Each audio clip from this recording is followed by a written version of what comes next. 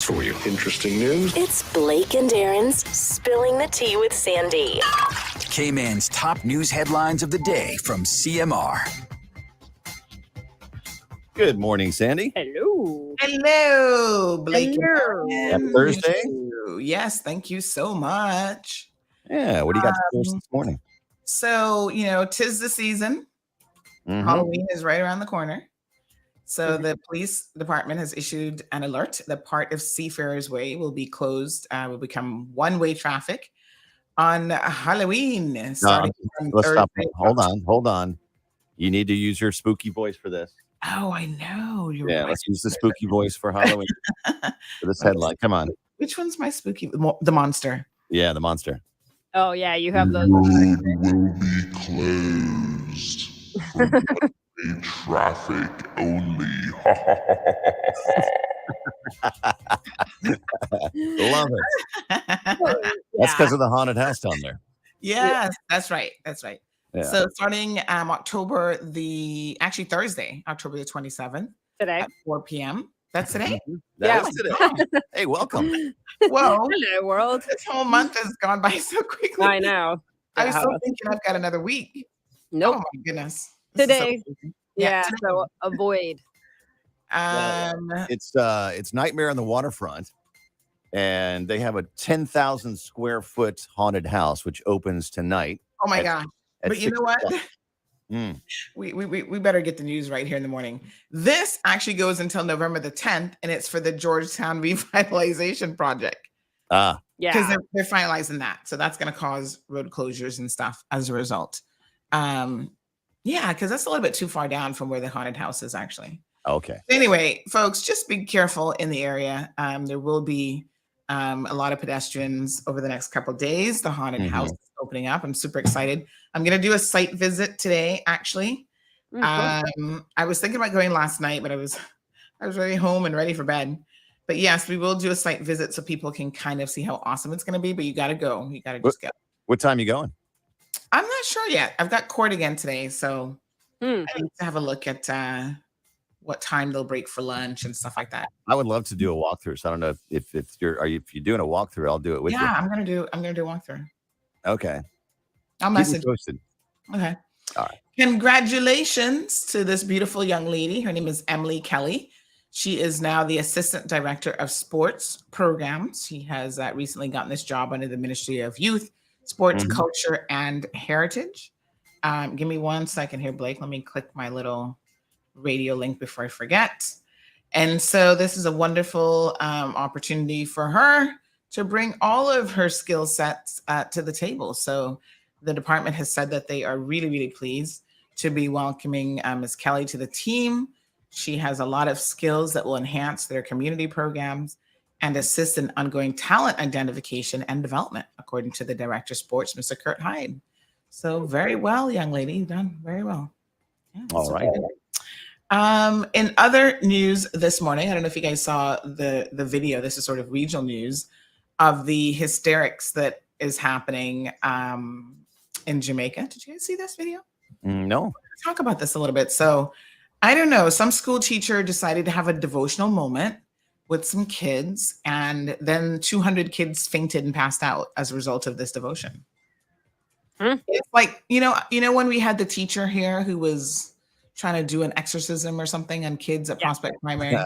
The I case didn't- we've never heard anything about since then. We don't know if this woman still works for government, if she's Yeah. on extended leave. Like, we know nothing because the government do cleared out an exorcisms investigation. anymore. Yeah. Was so secretive, right?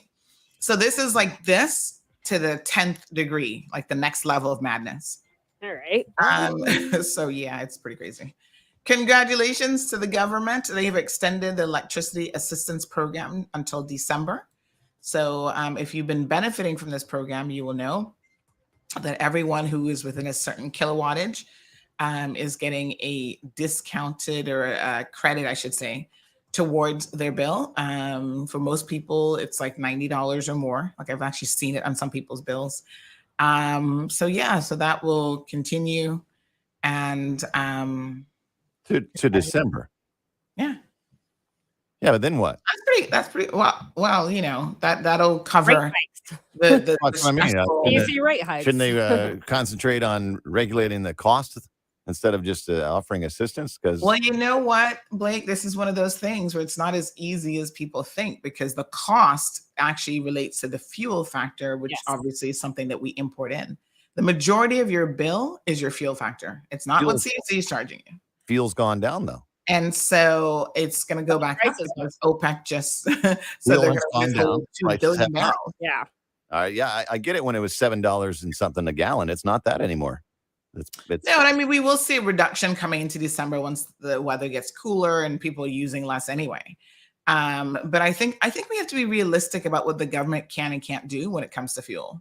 And all of the alternative fuel options don't happen overnight. So that's not going to help you in December or even early next year. You know what I mean? We never start past 15 renewable years. energy. We never get to it.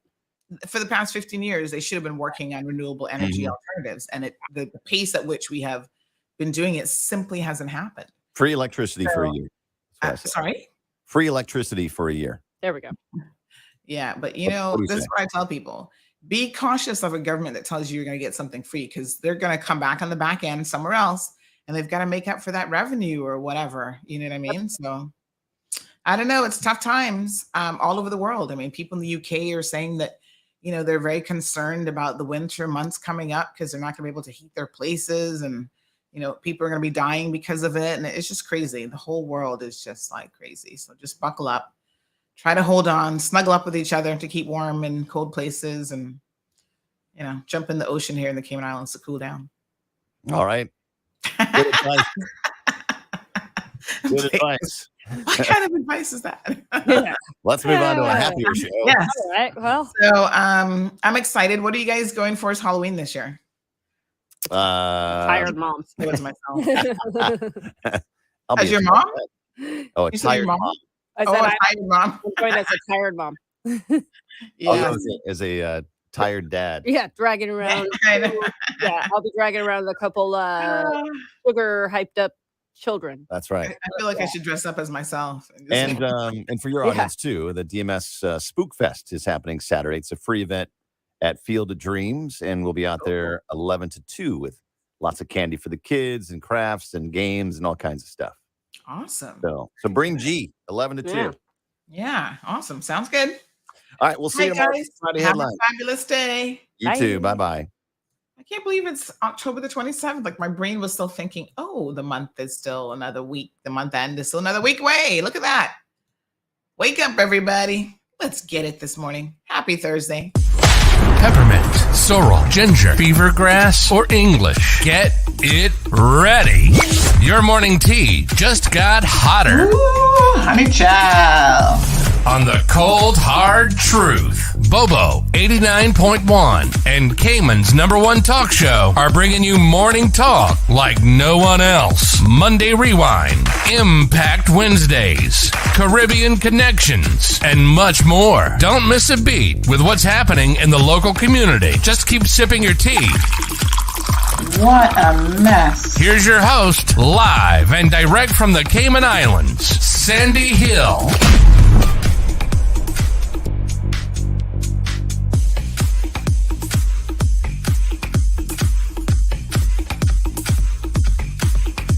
Good morning, everyone.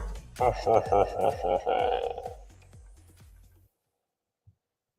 feel like I need to use my special effects this morning since Halloween is right around the corner. Good morning. How are you guys doing? Happy Thursday. Like I said, for some reason, I was thinking we had a little bit more time in the month. So there is lots going on over the next couple of days for the kids. So take them out and make them enjoy the holidays. So I don't know if you guys are aware of this or not, but when you've got a 6-year-old that starts to ask you some really hard questions, at some point you've got to just fess up. Questions like, does Santa really exist? Or is that just a fat man wearing a suit?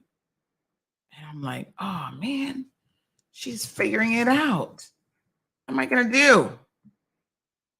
Well, at some point, you got to just say, yes, we've been hoodwinking you for 5 years, trying to get you to behave and pretend like there's some guy named Santa that will bring you presents when it's mommy and daddy that makes the sacrifices. So I said to her, she asked me this a couple days ago in the car. And I said to her, can we get one more year out of Santa? And I'm not quite so sure she fully understood what I was asking, but she said, okay. I was like, just believe, let's believe. I said to her what I was asking, but she said, okay. Sorry, I was just pulling my links here. I said, let's just believe for one more year. And then I can tell you the full story. She's like, okay. It helps a little bit. My Santa app has been very, very useful. I think I told you guys about this before, but there's an app that you can install on your phone. And he doesn't just do like Christmas related stuff. He actually will call about anything, brushing your teeth, going to bed early. And they have all these pre-recorded messages. Let me see if I can find one and show you what Santa's been up to. And so it's a video call too, so she gets to see him. And I thought at some point she's going to recognize that Santa looks the same every single time and he says the exact same thing. So you have where you can call Santa, right? And then you have a parents only section. And you can actually like save the recordings and everything. So you've got all kind of different settings in here. Request a name. So he actually calls her by name and everything. It's pretty interesting. Let me see. So yeah, if I call him right now, do you guys hear Santa calling? All right, hold on. And then you answer the phone. And there's Santa. Hello there! Merry Christmas! I remember you. You are Gianna, aren't you? So my reindeers and I, Santa Claus, are getting ready to leave for your house. And I'm noticing that you have been staying nice so far. I want you to keep behaving well and always try your best. Will you promise? And then at this point, she'll say, yes, Santa. It's pretty funny. But you've got different options that you can call Santa for. So if the kids are not brushing their teeth and you need them to brush their teeth, then you can select like what you want the message to be. You can personalize it. You get their name. You actually have a British Santa for those of you from the UK who need Santa to have a British accent. But yeah, it's pretty funny. It is really, really funny. So I figure, sometimes I threaten her with the app if she's misbehaving. I'm like, do you want me to call Santa? No. Oh my goodness, don't call Santa. I'm like, okay. It works even in the middle of the summer. Do you want me to call Santa? Because Christmas is like 6 months away. No, don't call Santa. This is it. Last year, I'm using that for behavioral control. Vernita, good morning. How are you feeling, my dear? Hope you're starting to feel better. Miss Melita's here. We've got Irvelyn in the house. Alice. Lizette is here with us. Miss Olive, so good to see you. Miss Olive was sharing such a heartwarming story with us yesterday about an elderly, I don't know if he's really elderly, but he seems to be a homeless person that, they've been stopping by and helping to feed down on the waterfront somewhere. And he had disappeared. She didn't see him for a couple of days, I think it was. And they started to get really worried if something had happened to him. And they were out there, and just as they were talking about him and somebody was trying to get in their face about it, he showed up and he said, here I am. It's so nice when you can just do things to help other people. So super, super nice. Yeah. Miss Lizette says, how can I get benefits from CUC? Where do I have to apply? So there is no application process. The deal with the electricity assistance program is if you use, let me see what the criteria are. Anywhere from 101 kilowatt to 2,000 kilowatts, as long as you fall within that range of usage, consumption, you will automatically receive the discount on your bill. So you should have a look at your bill. And what they've tried to do is they've tried to narrow it down so that people who are using 2,000 plus kilowatts, those tend to be larger households, like, 4,000 square feet or more, who can normally afford to pay, they can normally afford to pay,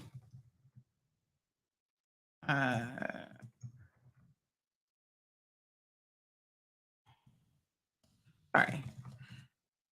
They can normally, they can normally afford to pay. So government is really trying to do it based on, it's a need. Yeah.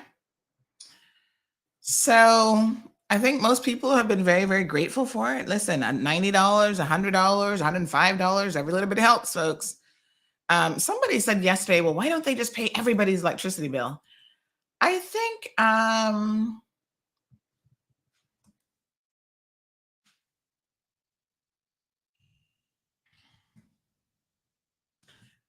that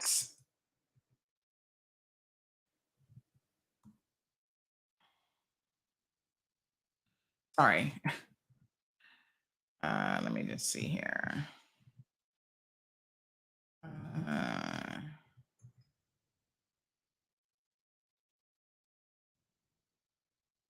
All right. So yes, I do think that the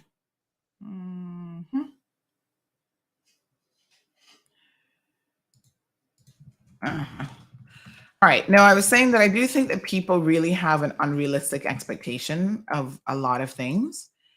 And,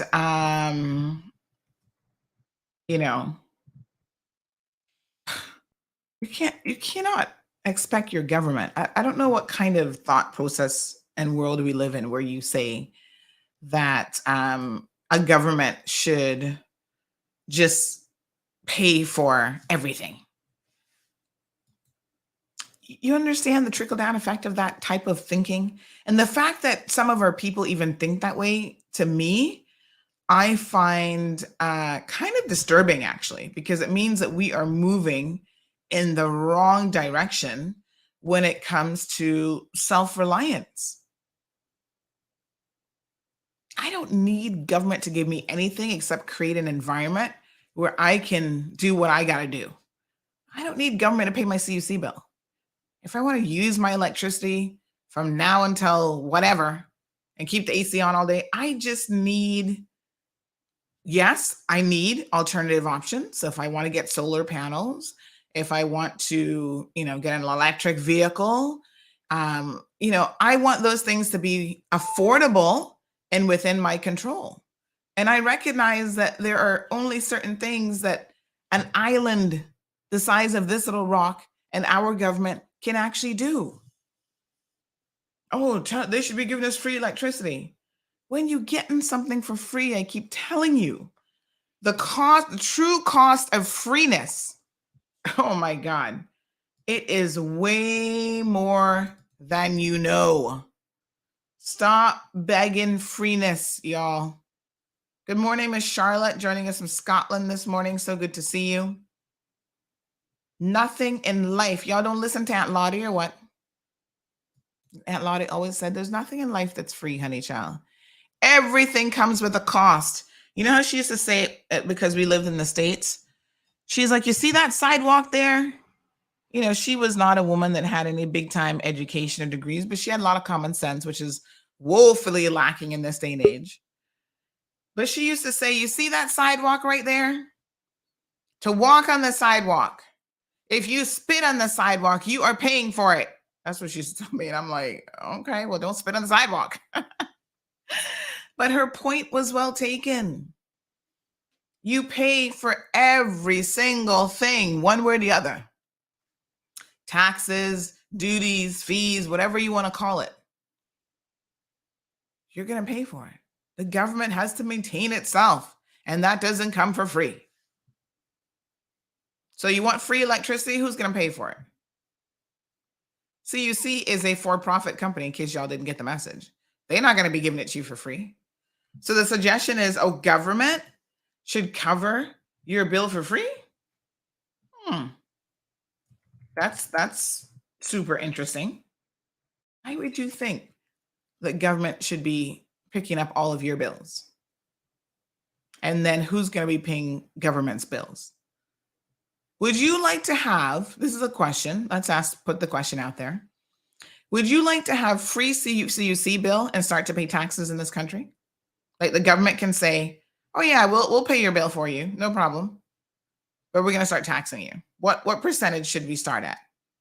In the UK, you get free medical care with NHS. And I see how well that's working out for y'all. You have NHS that is take you months to get an appointment for a simple appointment, to the point where people are dying for toothache. People are in the hospital rooms or in the hallway of a hospital waiting for days trying to get a little surgical procedure, but it's free. Denny, good morning. How are you? This is an interesting topic. Because even if the government were to implement taxes to spread out the cost of so-called free electricity, you know what would happen? They would have to keep raising the tax rate because the expectation of freeness would continue to rise. Of course. Until the true cost of freeness collapses the economy. You know why? Do you know why people leave high tax jurisdictions and come to Cayman Islands to do business? Because the taxes are ridiculous. And when they pick up, leave Cayman and go somewhere else, because the taxes are now ridiculous, because people who don't understand there is no such thing as free. What are they going to say then? Yep. Let me restate it a different way, because what we just discussed there is said all the time. So nothing new to people who don't understand. But let's put it in different terms. The people who want something for free, do you think that they would work free? or do you believe that they would expect to be paid? So let me put it this way. What if I hired someone to deliver mail by walking, putting the mail in a ground basket, putting the basket across your shoulder, and walking from East End to town with the mail? Okay? That's your job. Now the question would be, how much do you think the people who want the electricity for free want to be paid to walk mail from East End to Bodden Town? How much do you think they would want to be paid on? Because you see, this example shows how people don't understand what electricity is. Okay? Electricity is not something that is created. It's something that is converted. Right. In other words, you have one form of energy that you convert to a different form of energy. So you take fossil fuel, you turn a motor, which is mechanical energy, and that gets converted into electrical energy. But what exactly is electricity? Electricity is not more than the flow of electrons in the material, in the wires that run from the power company to your house. Okay? And so if you think of the fuel that you put into C's generator as the person who's walking the mail from East End to Bodden Town, you ask yourself this question: what happens if you stop walking the mail stand to Bodden Town. Mm-hmm. In other words, what happens if there's no diesel in the tanks to turn the generators? If there's no diesel, there is no electricity. Mm-hmm. So the question is, who should pay for the cost of extracting the petroleum from the ground, spending billions of dollars in infrastructure to refine it, Mm-hmm. transportation to get it to the distribution networks, Mm-hmm. the cost of the fuel itself at the end of the chain, which is the retail. What would that be free? So who pays to extract it from the ground? Is that free? Right. Is it refined for free? Is it retailed for free? Mm-hmm. So how do you expect the final product of all of that research, development? But like you said, people have no idea. They don't understand what goes into it. So this just baffles me, because it is that kind of mentality that will drive this country right through the ground. Yeah. Mm-hmm. It is, but unfortunately, instead of politicians telling people the truth, you're full of BS, and the cold hard truth, what they do is they accommodate them. Yeah. Unfortunately. Now, don't get me wrong. I understand that there are people, for a variety of legitimate reasons, who are in need. Yes. Okay? I understand that. Yes. That makes sense. Yes. And it's right to help those people. And here's the thing. Which is, once again, people who are in need refuse to do anything within their power to reduce their own reliance on electricity. It's the same thing with people who are at the $6 minimum wage. Their solution is just raise the minimum wage. I have never heard a single person who's making $6 an hour saying, I'm going to better my position in life. I'm going to get an education. I'm going to get a little certificate. I'm going to go get a trade. I'm going to become an electrician. I'm going to become a plumber and make way more than $6 an hour. They never think about, what do I need to do to change my position? They only think, what does the government need to do to change my position? Yeah. Well, it's a way of thinking that's very, very.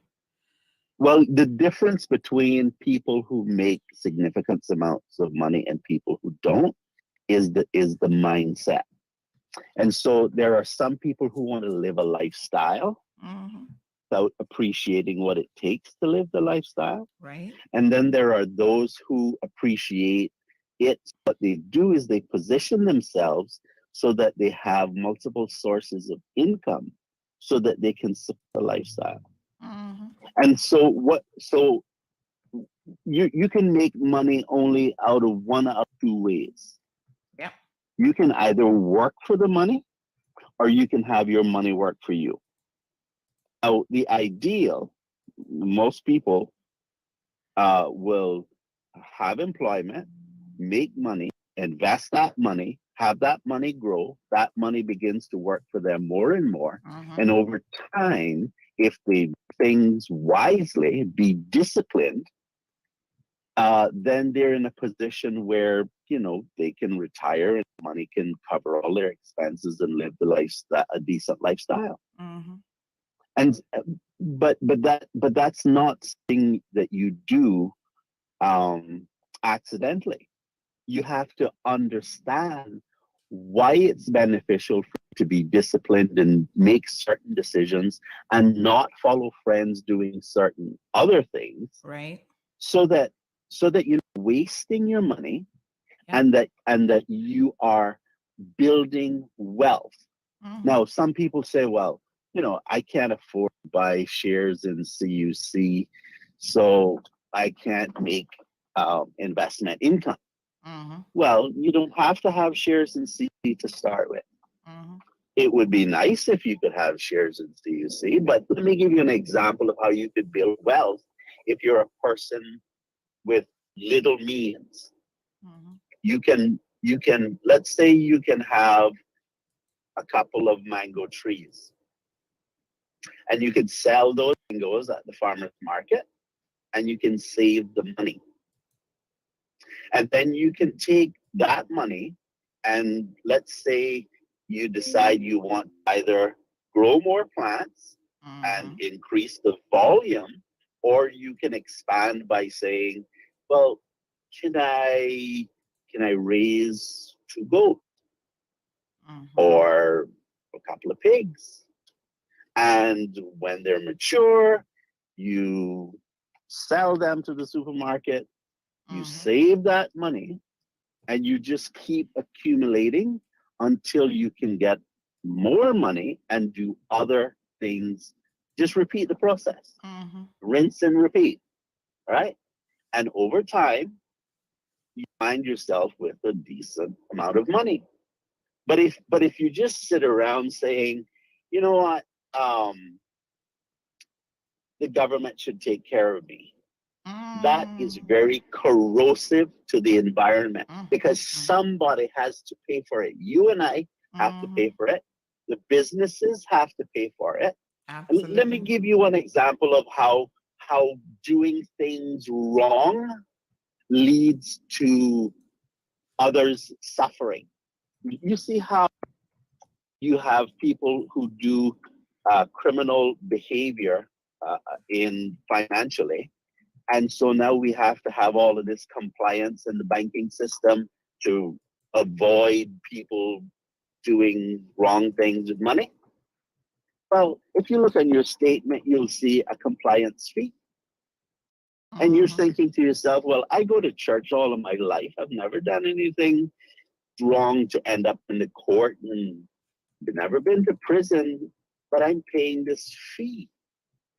The reason why you're paying this fee is because some idiot out there thinks it's a good idea to misuse systems to commit crimes. And so now they have to take a position where they're trying to catch criminals. And that has a cost. Catching criminals costs money, because what it means to catch a criminal is that someone has to physically do it, and that person has to be paid. Right? Now, I happen to think there's a better way of dealing with that but I won't get into it now, but I'm just saying, the point that I'm trying to get across, though, is that I wish that politicians would be more upfront with people and stop worrying about re-election, because ultimately it's going to cost all of us if that kind of ignorant thinking continues. Persists. Yes, thank you, Denny. Leave me there. Take care. All right. I couldn't agree more with the general principles that Denny, is supportive of this morning. It's the exact same thing that I'm always saying. And the sad thing about it is sometimes, and I think that there are certain programs, I don't like free lunches for kids. I don't have any issues with that. I think that that's a good idea, because we need children who are, well fed, or at least fed. Let me not say well fed, because some of y'all parents still complaining that your oversized, fat, obese children are not getting enough food because their plate isn't filled to the brim. You can't make people happy no matter what you do, believe me. And, I don't have any problems with that type of program. But you have to understand that that program actually is really free. Somebody's going to pay for it. The money has to come from somewhere. Where do you think government gets money from? Government doesn't print money. It does, but it doesn't print it in the sense that it can just print it to pay its own bills. It comes from somewhere. So people pay for that. And even the poor, right? People who rely on NAU, they sit down and they think, they erroneously believe that they're not contributing, that they don't pay. You're crazy if you believe that, because it simply isn't true. We all pay, some more than others. So I've had a couple of complaints this week about NAU. One person said, this mother is only receiving $230 for 3 kids and herself. And I said to the person, I'm curious to know what exactly is her situation. $220 for food vouchers every 2 weeks. And they said the prices in fosters have increased tremendously. Shouldn't NAU play to change the amount they provide for families, knowing the prices have increased? Where do y'all think NAU gets money from? I'm just curious. Do you think it just comes out of a drop out of the sky? Yes, inflation is real, and it's also real for the government. The government has to pay for goods and services just like you and I. So their operational costs have also increased. The government has everything from gardening services to, listen, no one is getting a free ride, and that includes governments around the world. And the Cayman Islands government is no different. So is $220 for food vouchers every 2 weeks something that you can survive on for a single mother of 3? So I said to the person, I think NAU and the government needs to do a better job of explaining to the people how this process works. NAU isn't meant to be a permanent solution for your financial woes. And it's not meant to give you a blank check to go to Foster's and buy any and everything that you want. When you're in a situation where you're relying on the government for assistance, you need to pull back significantly. Now, I don't know how old these 3 children are, but if they are of school age, they're getting 1 free meal a day. And this is what I said to the person. When you go to the grocery store and you are on a budget, which you should be if you don't have any income coming in and using somebody else's money, and they've limited the amount of money that you can get, there are certain things that you're going to have to prioritize. You can't buy the steak and the this and that. You need to go for the cheaper cuts of meat. You need to buy the big packs of whatever it is you can get and ration that. You take your packs of chicken, you cut it up, you do some of it for curry chicken, some for stew chicken, get your chicken backs. Now, y'all know I don't eat chicken back. There's certain parts of a chicken I simply don't eat. I don't eat chicken back, and I don't eat chicken foot and gizzards and all this kind of stuff. But guess what? When you're poor, you don't get the luxury of having to pick, choose, and refuse. You do what you have to do, and I've been there. You know what I'm saying? I have been the poor person who didn't want to be eating a big extra large pizza in Tampa with 5 other poor students, but that's what you did in that moment to make ends meet. As my aunt always said, a belly full is a belly full, no matter what you're filling it with.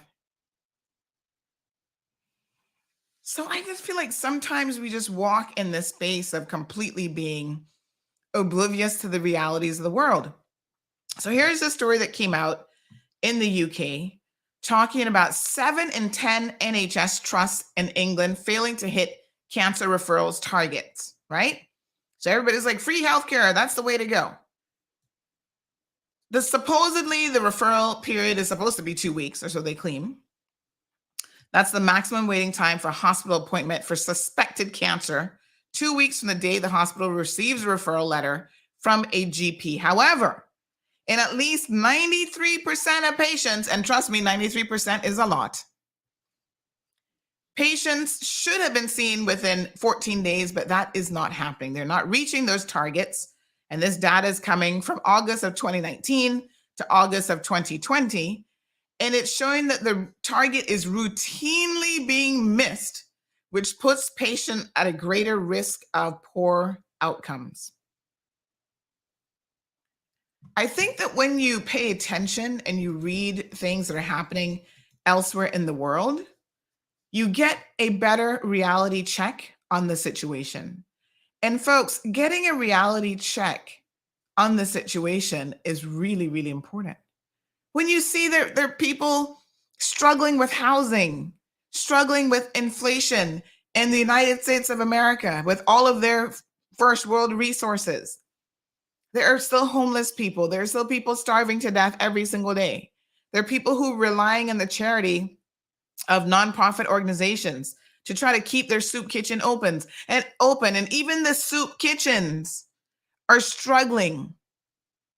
They're talking about, the rise in costs for them because they have to buy food to be able to make the soup or the little chicken dish or whatever it is that they are serving. And more and more and more and more, it is becoming so much more difficult for even NPOs to survive. And when everybody else is tightening their belt, the first people to suffer are the nonprofits. So instead of sitting down, wishing that this government could find a solution to give you everything in life for free, you need to start asking yourself, what can you do to improve your situation? And I have to tell you, the second this person said to me, oh, this mother of three, my first question is, why the hell does she have 3 children as a single woman?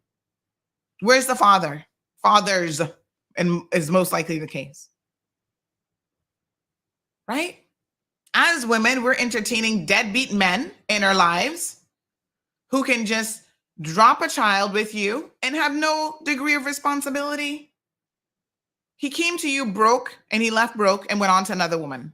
He has no job prospects, nothing to offer your children. And yet you thought it was a great idea to have children with him? Another situation, a poor mom is helping out. She said, that mother, I forget how many children she got, another 3 or 4. And she took them in temporarily. But she's like, they can't stay with me because I've got my 3 or 4 kids and I need to find somewhere to put them. And I had to say to her, she's a Honduran lady. So I said, okay, why is she in NAU again? Remind me. Now, NAU is finally pressuring her that you got to get a job. You can't be in NAU forever. And they want her to prove that she's actually applying for jobs. Oh, well, she went out and applied for 5 jobs. Honey child, if you've only applied for 5 jobs in the past 5 years that you've been unemployed, something's wrong. You should be applying for 10, 15, 20 jobs every single week if you need to. What exactly is it that you are doing if you are unemployed? This person said this morning that Denny was right on point. They asked him, what did he have to drink? Because he was making sense today. Oh my gosh, this mentality of freeness is really, really going to destroy this country. What did Mr. Kennedy say? Ask not what your country can do for you, but what you can do for your country. Stop looking for handouts, folks. Good morning, Jonathan. Mr. Dean says, what is worse, socialism or unregulated capitalism? Listen to me. Everything in life requires some degree of balance, right? I'm hearing all these crazy stories about landlords who are completely out of control. I believe, unfortunately, because of the lack of control in that area, the government has to step in. There has to be some regulation. Now these landlords are asking you for your marriage certificate. Did y'all see that one? They want you to prove that you're married when they say, oh, couples. That's crazy. They're asking you for your bank. Somebody sent me the link this morning for another one in EK where they're asking you to provide your bank details. My bank information is none of your business. Here, this one, cozy apartment in Bodden Town.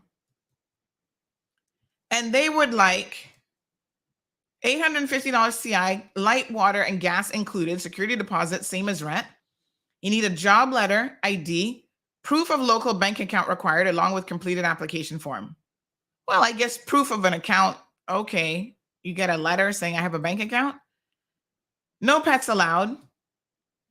Not accepting any NAU clients. But more and more, these people are requesting things that should not be considered reasonable. Oh, we need to have your marriage certificate. What the hell do you need that for?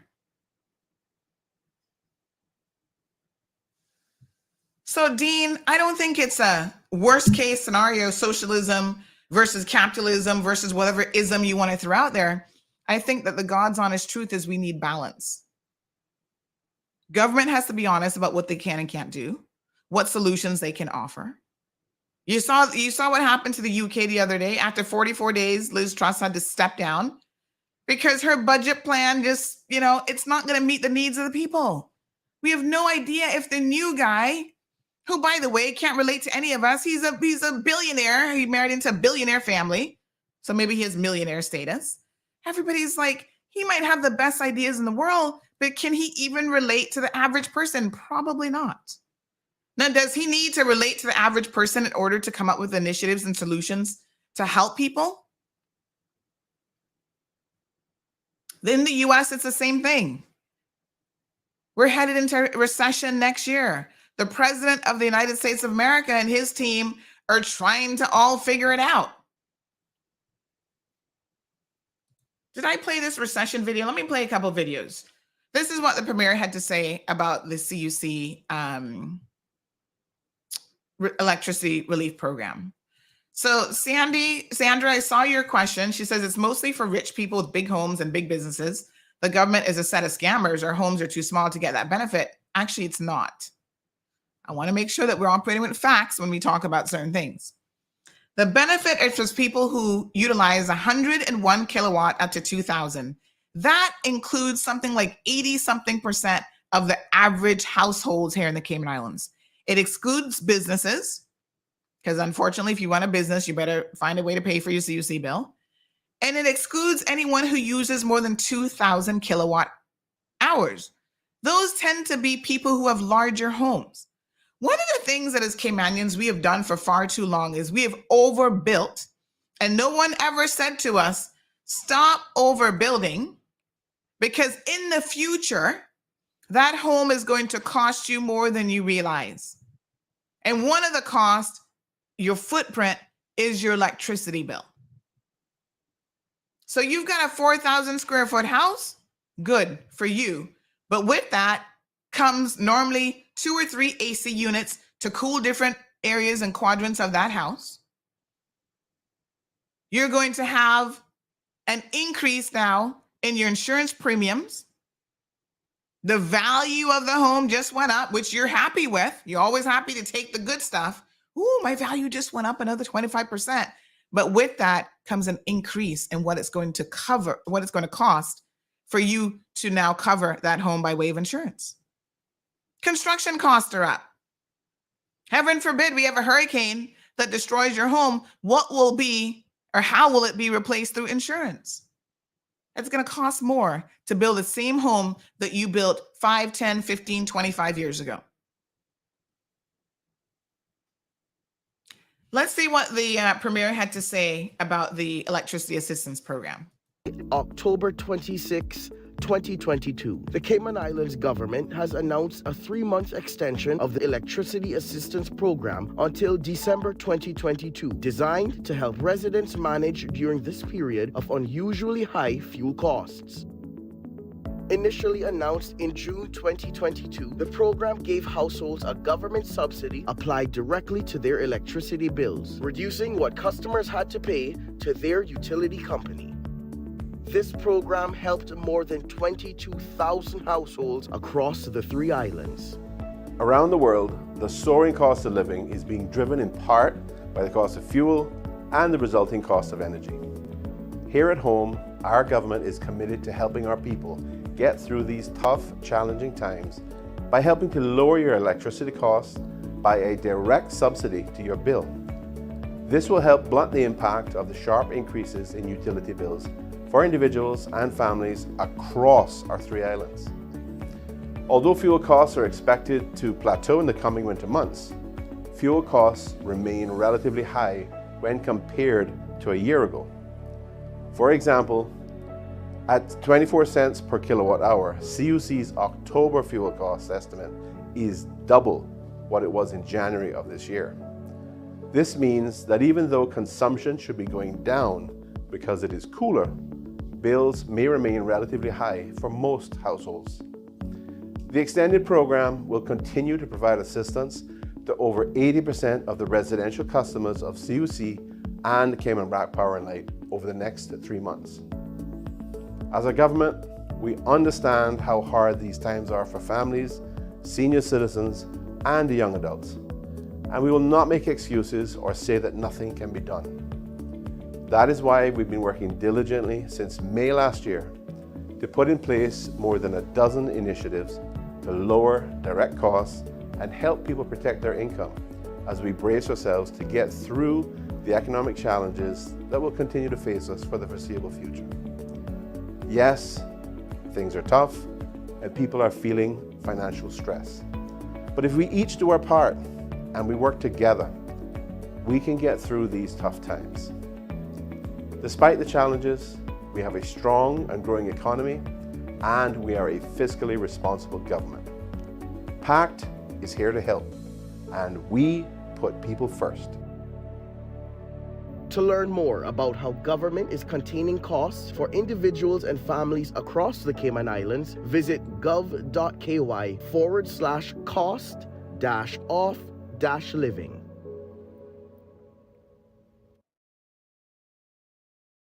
All right, folks.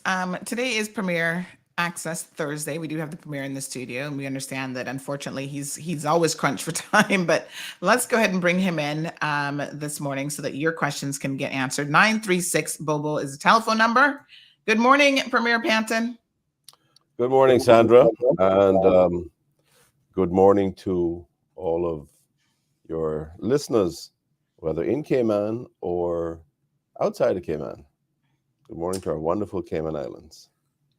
Yeah, so we see that the government has just extended the government assistance program. We understand the logic in terms of why that is being done. I was just addressing this morning that for some people that just isn't enough. They want everything to be free. They want the government to provide free electricity. When government, I mean, you work with the budgets, and you see the numbers. When government provides something for free, what's the true cost of it, and who's actually paying for it? Well, I mean, it's a question of what's appropriate and what is fair across the board. If we were to provide free electricity, first of all, it would probably break the country eventually. But the reality is that you have some people who consume a little bit and some people who consume a lot. And the reality is the bigger the house is, the more expensive the house is, the more likely they are to consume a lot of electricity. So why should poorer people have to subsidize the electricity consumption of richer people with bigger houses? So the system and the initiative that we have put in place is one which very efficiently and fairly assists as many people as possible without running the risk of helping people and giving assistance to people who do not need it. Now, is there going to be a little bit of an overlap? Yes. We've come up with this system of 101 kilowatt hours per month to 2,000 kilowatt hours per month as the parameters through which people can benefit.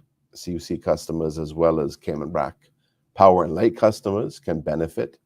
And those parameters are designed to capture the largest group of customers that are most likely to need assistance. Obviously, those that are consuming more than 2,000 kilowatt hours on average are not likely to need it. And of course, with an upper limit of 2,000 kilowatt hours per month, that's a range that will help to encourage people to sort of conserve electricity and consume less electricity on average, and that will reduce their costs. So it's designed to help, it's designed to encourage, it's just designed to support the majority of our people who are likely to need support over a period of time in which consumption is high and costs are high. We all know that the cost of living has been very significant since, well, it's gone up quite significantly since the start of the Ukraine war. It has been rising prior to that, and this is an issue that we have to be cognizant of, and we must address to the extent that we can. We have a situation where people's mortgages are going up significantly because inflation is high generally around the world, and the countries like the U.S. Federal Reserve, they are increasing rates to try to tamp down demand, to try to control inflation. The effect of that is it ends up pushing our interest rates up, our loan rates up, and then people have to spend more money on their mortgage, because the vast majority of mortgages in Cayman are adjustable rate mortgages. So these are, you're getting all these multiple impacts. The cost of everything is going up. The cost of energy is going up, and because of the impacts of inflation and the actions of governments and those who are in charge of monetary policy in different parts of the world, and particularly the U.S., their actions to try to control inflation and try to lower those costs that we're all suffering from are also having a major impact on the costs of our, the average homeowner who has a mortgage. Dave says, I believe no country can properly function without some form of tax, because tax level the playfield somewhat to provide healthcare, infrastructure, security, affordable housing, and investment in future technology, with young people being considered as the future. All expats working here can pay a 5% tax and do away with health insurance from private companies and tax these businesses too. But no Cayman is so scared of tax because the so-called rich white folks will run away from Cayman, leaving, and then they got cut off.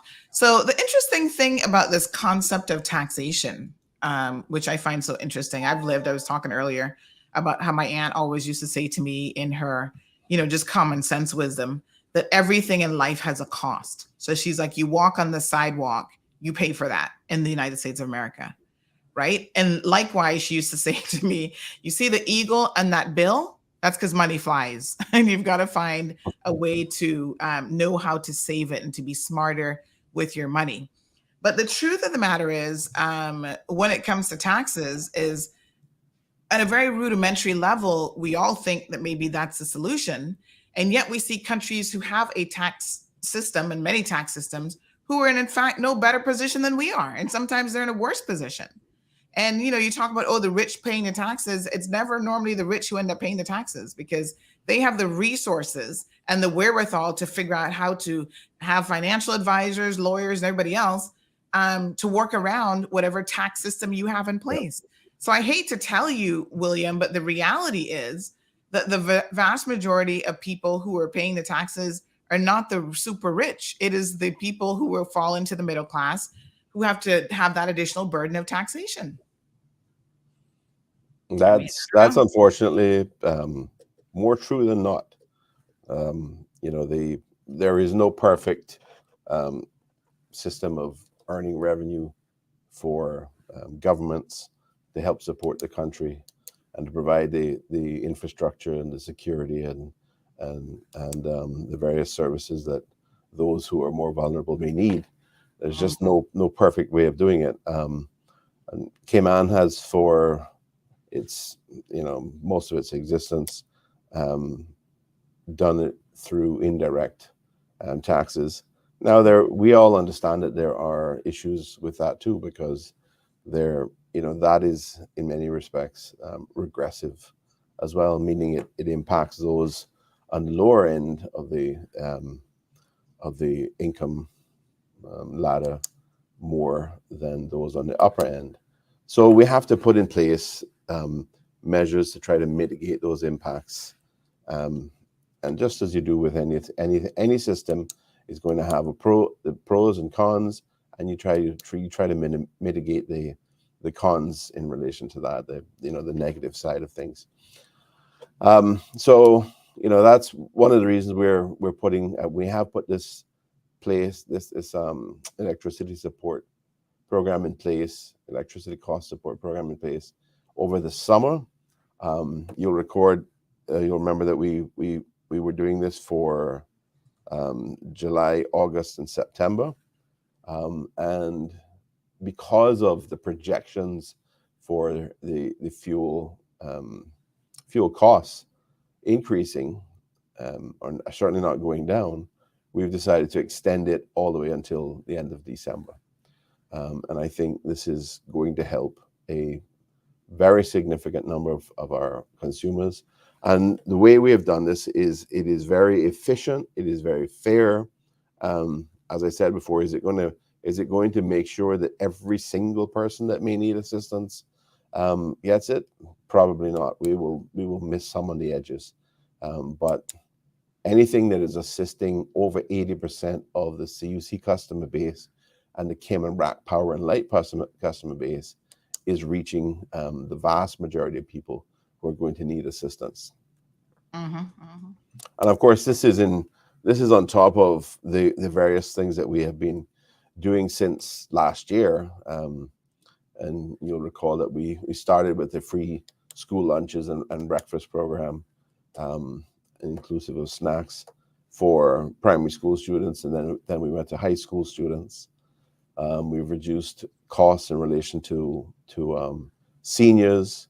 We've lowered duty on certain food items. We've removed duty in relation to feminine and baby products. We have provided grants to, we've increased the scholarships from 25,000 to 35,000. We've provided grants in relation to increased A-level scholarships. We've provided things like support for scholarship recipients to travel to get their visas. All of these things that, have been chipping away at the incomes of people and creating difficulties. We have been trying to address these through a variety of programs, but the government cannot and is not in a position to address every single issue and address every concern that people in the country may have. We're doing our best in the most fiscally responsible way. That means if we're doing the best we can within the bounds of fiscal responsibility, it means that we don't have to think going forward about increasing taxes, for example, and taking, which in itself is an increased cost to our people. So if we can live within our own means, based on the income that we have, based on the various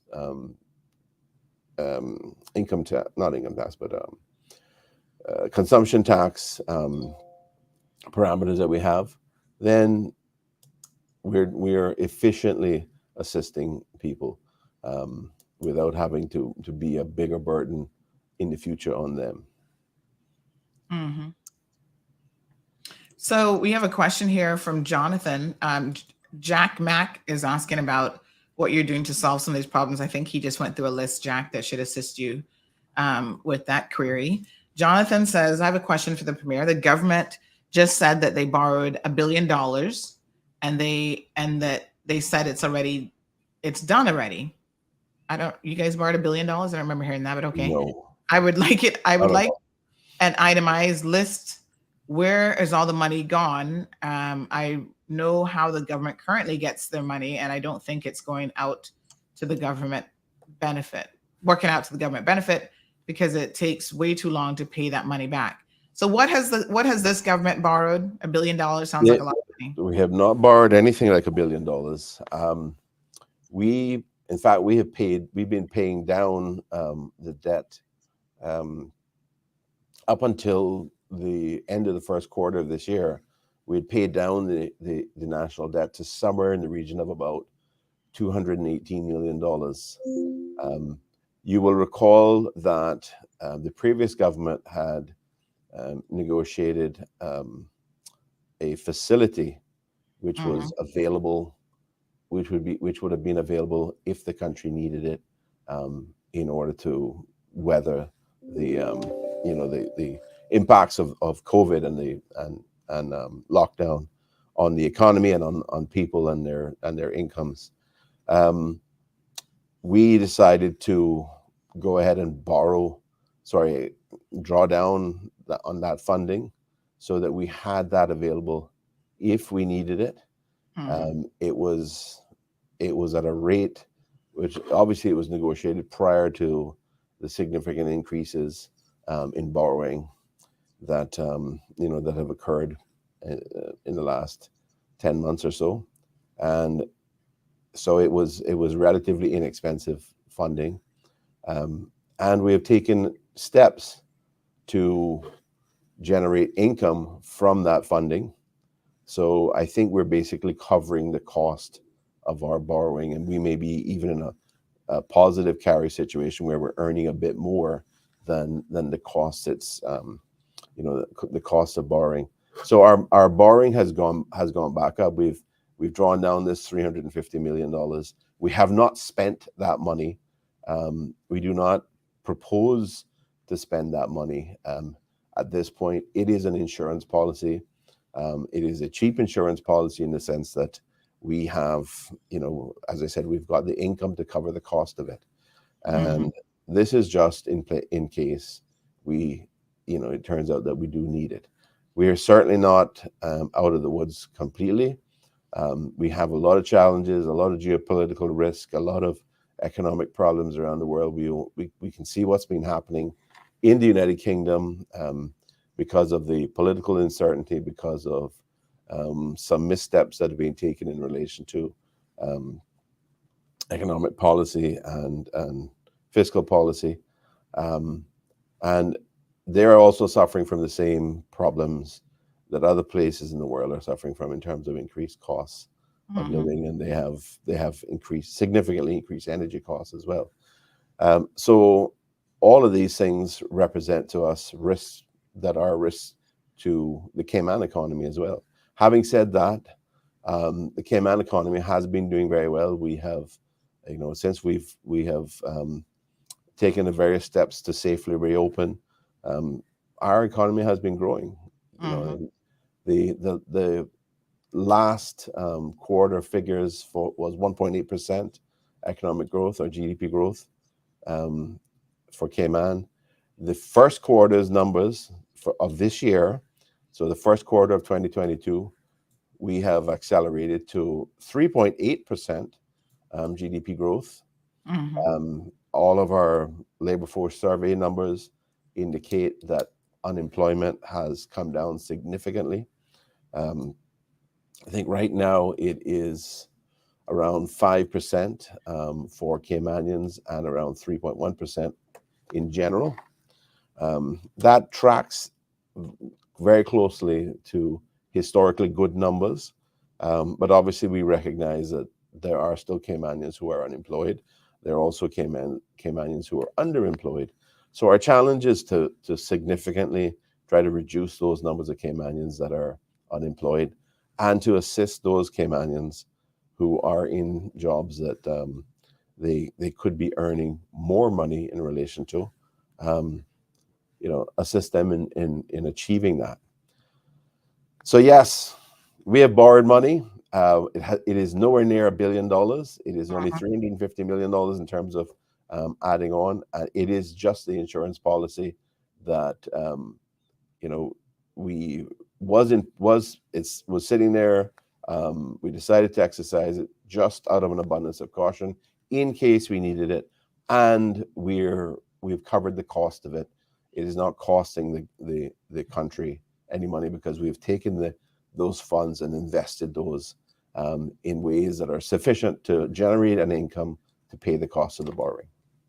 So I think Jonathan must have misheard things because he said Chris Saunders didn't say that they had $1 billion budget and it's done.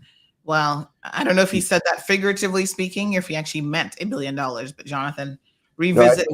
No, let me just say, I think where Jonathan is perhaps getting a little confused, is that the finance minister, Deputy Premier Saunders, has indicated in recent discussions with the chamber and otherwise that the country is at the point where we are likely to have $1 billion in revenue in this financial year. That will be the first time in our history that we have hit $1 billion in revenue in any particular financial year. Obviously, that is very significant, but equally, our costs have increased as well. So while the revenue numbers are great, the costs of government, the costs of providing services have increased. We are projecting a surplus for the end of this year of which will be the first full year for this government's budget. We're projecting a surplus of around $19 or $20 million. That was the original budget projection. We are hopeful that it will be higher than that, but we'll see how that goes.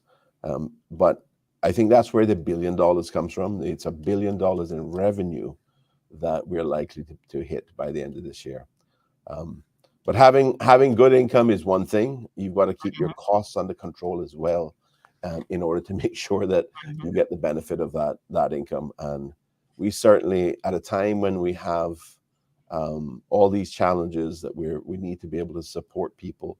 And this is something that's been going on since all of 2021, and now into we're 3/4 of the way through 2022. The government has had significant costs. We've had probably, I don't know the exact number, but I would say we've probably spent somewhere in the region of about $75 to $80 million on things like stipends alone, for example, over the last year and 3/4. So all of these things are important. The revenue is important, but we've got to make sure that we cut our cloth properly, so to speak, and we've got to make sure that we act in a way which is fiscally responsible and leaves the country financially sound and avoids the risk, importantly, of the country having to increase taxes down the road in order to meet its costs and expenses of providing assistance and providing the necessary services to the people. Someone had sent in something. I was just looking through my messages for it on Monday, which I thought was very, very interesting. So they said the stipend was running the government $5.6 million per month. And that's almost equivalent to 4 months worth of electricity assistance. So if people are trying to put this into perspective, and caller, I need you to turn down your background noise there when you call in. And then they go on to say one program helps over 20,000 households versus less than 4,000 individuals, where some of them were in the same household. And this is in relation to the tourism stipend that people were getting during the COVID pandemic, and trying to, again, wean people off of that, despite the fact that they, seem to want to have continued doing that. So put this in perspective, $5.6 million per month, which is equivalent to 4 months of electricity assistance program, helping 4,000 people versus helping over 20,000 people. So that was some of the comments that came in. Caller, good morning and welcome to the program. Good morning, Sandy. Good morning, Premier. How are you today? Morning. Good. How are you? I'm fine. Good morning to you. Good, thanks. Well, first of all, Premier, I know that you do miss private practice, although you do deal with a little bit of law in government. So what I want to do is I want to take you back to some legal issue which has been going on for some time. I want to be brief about this, but it's very, very important. One, there is a problem regarding complaints against judges in the Cayman Islands, and I think that needs to be addressed. In 2009 Constitution, there was a good system which was put in place which was basically that the Judicial and Legal Services Commission would handle complaints against judges. But in 2016, it was amended so that, for example, if you want to complain against a judge of the Grand Court, you went to the Chief Justice. And what happened basically, once that happened, the whole system died. Okay? And then, on top of that, under Section 106(10) of the Constitution, it says that there must be complaints, or there must be rules that govern the handling of complaints with respect to complaints against judges. Okay, the Judicial and Legal Services Commission had its rules, but those are no longer valid. So that there should have been new rules which should have been promulgated from 2016. But for 6 years, there have been no rules which govern how you complain against judges. And the Chief Justice, for all his accolades in leaving office, he never promulgated rules regarding that. And on top of that, there were no records being kept about how many complaints were being made, how many complaints were dismissed in a summary way, how many complaints were investigated, and even what the result is. And right now, I have an F4I request to say, can you give me that information? And basically, they have said they can tell me how many complaints, but they will not tell me the rest of the information. I think that's very opaque. So my first request to you, sir, is that there must be, I think you should look into these rules being promulgated. A lot of people, including myself, are waiting for this so that we can file some complaints. And secondly, there must be a revisiting. I'm asking you to consider revisiting the issue of complaining against judges. You see, in other Commonwealth countries, you'll be aware, Mr. Panton, the judiciary doesn't supervise itself with regards to complaints. They supervise day-to-day operations, but not in relation to complaints. In relation to complaints, you have to go to a different body, because a different body will give a new perspective to it. And if you are unhappy with what that body has done, you can judicially review the decision. But if you go to the Chief Justice from the very beginning, and then you don't like the decision, you have nowhere to go. Actually, I have written to the new Chief Justice. Yesterday, I wrote a letter to her to see if she can look at this. I am right now on my computer finalizing a letter to you to explain some of these issues. I think they need to be dealt with. Because at the end of the day, if there's no accountability with the judiciary, in my view, I think we are totally finished. Let me close by saying one more thing. A number of Caymanians have been prosecuted for breach of trust. There was a lady who I won't mention who used to work for legal. Her career is destroyed because they said, well, she committed something which was a breach of trust. There was a lady at vehicle licensing. She did something wrong. She's now in jail for breach of trust. I believe I have proved a case of breach of trust against a judge, but I'm not able to get the result I'm looking for because the complaint procedures don't work. I thank you. You will be getting your letter before the close of the day. Thanks very much for your attention. All right. Thank you very much. Elaine's Closet, in relation to that, says, Lordy, the Honorable Premier shouldn't have to listen to some stuff, particularly when the court ruled on things already. So let's be very, very clear for anyone who's listening to the program. What's your remit, or, what can you do about the judiciary, if at anything at all? What powers do you have?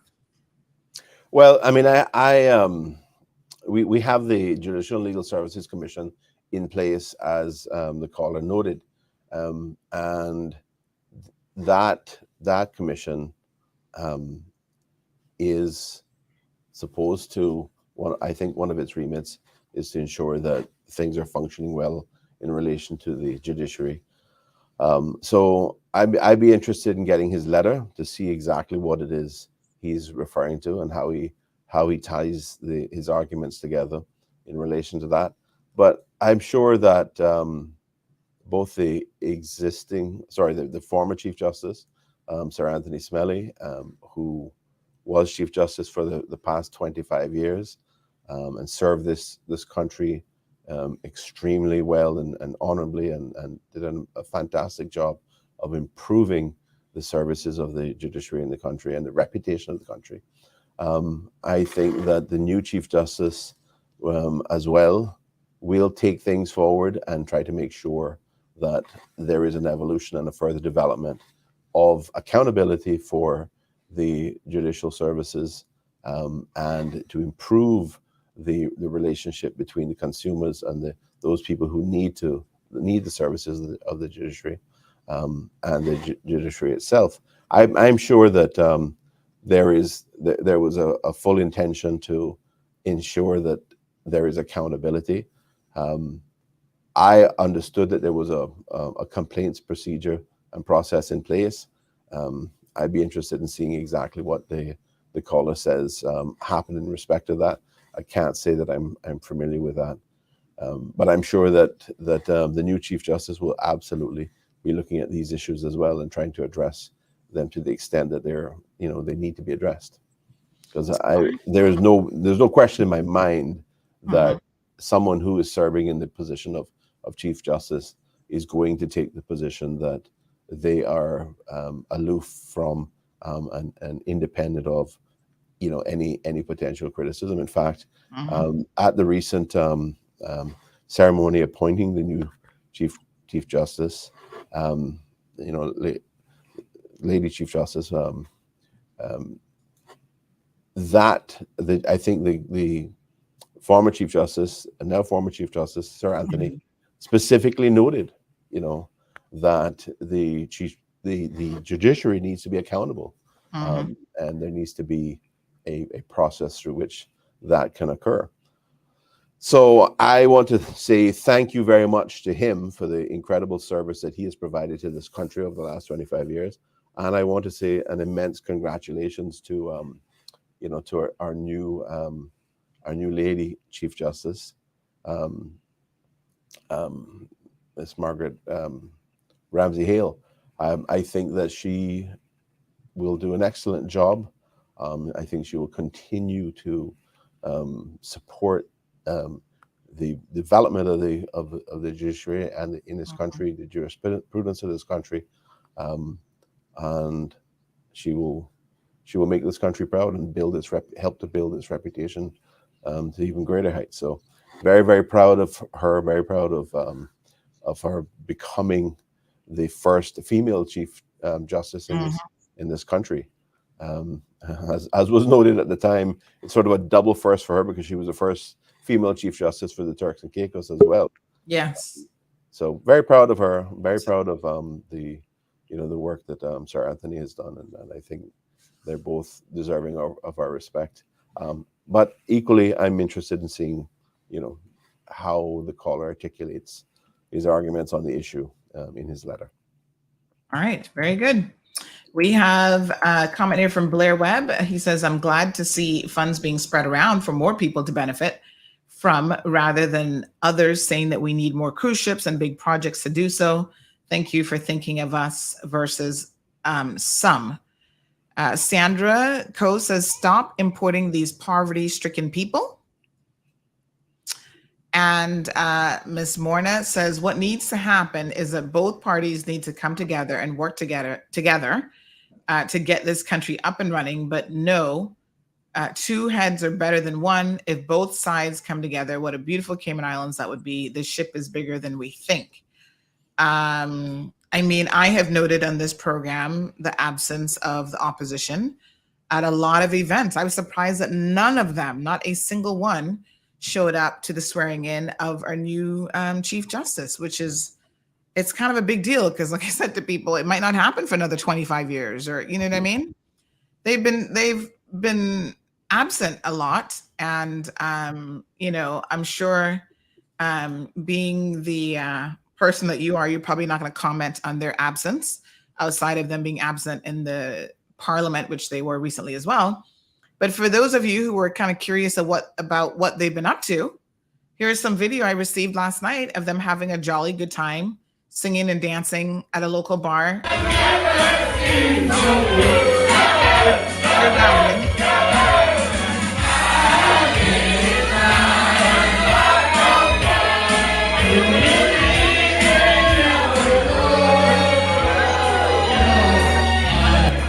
So I'll turn down the volume because I don't think y'all need to hear the poor attempts at singing. But anyway, and trust me, I say that with all due respect because I can't sing to save my life. But there's our illustrious former premier and the person who is absent from a lot of official functions and government events, but he's not completely MIA. He was having a jolly good time last night at the local bar enjoying some karaoke. So Ms. Morna, maybe you need to direct your messages at them because there's a lot that the opposition can and should be doing, although they are not in control of the government. And they seem to miss that. They don't have to be in control of the government to make a difference in the lives of the people of the Cayman Islands. Trust me. In fact, sometimes I think the opposition is in an enviable position because there's a lot of burden that isn't on their shoulders and they have so much more time to do things other than dancing at the local bar and playing dominoes and whatever else. But I want to say, Sandra, that I agree with her to a significant extent. I'm someone that has always tried to take a bipartisan approach to things, and interestingly, the leadership of the PPM previously chided me along the lines of, "You'll learn, because it isn't worth the effort to try to take a bipartisan approach." Nevertheless, we have continued to try to do that. We have extended invitations to attend presentations on legislation, and just as an example, the Minister for Innovation, Investment, and Social Development, Minister Andre Ebanks, had extended, I think, about 3 times an invitation to attend presentations in relation to the recent financial assistance legislation that we passed in Parliament. And that was really a significant piece of legislation. We were improving the framework through which the government was going to provide assistance, continue to provide assistance to people in the country who are most vulnerable and who need this. They did not show up on either of the 3 occasions that the invitation was extended. Wow. So that was a little disappointing to see, because we all serve Caymanians. We're all here representing different constituencies of Caymanians. But at the end of the day, as the government, we're here to represent everybody as well. And our role is to try to enlist the opposition in these types of discussions, so that they have an understanding of really important approaches being taken to improving how we deliver these services to our most vulnerable. And it was really disappointing that they didn't show up. So that needs to change. I hope it does change going forward. I don't mind them having fun and enjoying themselves and having a karaoke event. That's not an issue at all. But when you are here and you're paid to represent the people of the country, represent those constituents in particular that you have, you must show up to Parliament, and you must show up when the government is saying, please come and participate and listen to what we have to say about what we're doing, and you can give us your thoughts. I mean, absolutely. I mean, I'm not saying don't live your life and have a good time. I'm just saying that shouldn't be the only thing that you're doing on the dime of the people. Ms. Beulah has a question. She says, will the CUC assistance be extended to the civil service pensioners also? It doesn't exclude. Exactly. That's the point of this program. And I want to thank CUC as well. And let me put it in I should have really put it in a broader context earlier. And I'll get to that in a second, but it isn't limited to people who are employed in certain areas, people who have certain jobs. It covers all of the potential people, customers of CUC, that are within the parameters of the 101 kilowatt hours per month to 2,000 kilowatt hours per month. Whether you're a civil servant, whether you're a bus driver, whether you are a plumber, whether you're an electrician, whether you're a lawyer, if you are within this range, you get the assistance. Now, obviously, we want to try to ensure that those people who are most likely to need it get the benefit. But you know what? If you are one of those people that still fall within that range, and you decide that you don't need it, you can be charitable. You can give it. Find somebody else to give it to. Find a charitable cause to give it to. If you don't want to accept it, if you don't need it, we have lots of NGOs, we have lots of charities in this country that are helping people and helping to address different issues. Give it to them, pass it on. That's what I would say. But I'm satisfied that the vast majority of people are getting the benefit from this. Now, what I was alluding to earlier is the reality that Caribbean Utilities Company, CUC, has also been working with us. First of all, they have agreed to do this program with us. They have facilitated this where it is extremely efficient. It doesn't cost the government any money. It's not costing the people of the country any extra money to do this. So I want to thank them for collaborating with us on that initiative. But also, you will have seen in, I think, a separate press release from CUC that they have been working with our regulator, OFREG, to reduce, well, let's put it this way, they're going to cap the cost of the fuel factor, what's called the fuel factor, to 20 cents, right? So they were capping the cost to 20 cents at a time when it was actually going to be somewhere in the region of about 24 cents per kilowatt hour. Or the fuel costs were going to be in the region of 24 cents. And so our contribution of 5 cents per kilowatt hour is taking it back down to 15 cents per kilowatt hour. So that for these 3 months, October, November, and December, our consumers are going to be paying a maximum, at least those within that range, and actually those outside of that range as well, I think, are going to be paying a maximum of 15 cents per kilowatt hour as the fuel cost. And we do have CUC actually in the back studio. We're going to pull them in. I know the premiere again is a little bit crunch for time this morning. So once we're finished with the premiere, we'll pull in Sasha Tibbetts, Vice President of Customer Service, and he's going to fully explain exactly what CUC has been up to. So that is an excellent.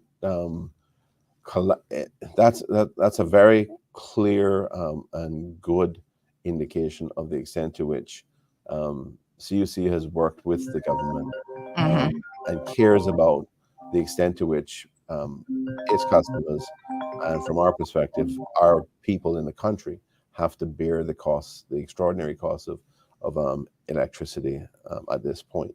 Hopefully, the fuel costs start to stabilize and go down. We believe that's going to be the case, but even at a time when it's getting cooler over October, November, December, and then the consumption typically goes down, the costs we're going to be the same because of the increasing fuel factor costs, and we know what the extent to which that is, a significant component of the overall bill. So between government and CUC working together, we're making a real difference, I think, to people who are struggling with their electricity costs. The capping, which you will hear from Mr. Tibbetts, with probably a little bit greater clarity, is going to be extended over the cost of that will be extended over 2023. So it is not, CUC is not doing a grant, but they're foregoing certain costs right now, and they're agreeing to delay the implementation of those costs over probably a 12-month period. so that it helps the country, it helps the consumers manage the difficult period that we're in right now with significant cost increases. Mm-hmm. So lots of questions and comments coming across, folks. I know we have over 300 people in the live, but we do have a caller on the phone. So caller, your question or comment this morning? Good morning, ma'am. Morning, dear. How are you? Good morning. I am well. Good. Good morning, Mr. Premier. Good morning, dear. Good morning. Good word, sir. About the legal side of things, I have a friend who is in a tussle with a lawyer, and she feels like she's being done wrong by. Between the two of you in the studio there, can you say where it is that this lady might have to go or could go to lodge a complaint about this lawyer? Within the judiciary What itself. body?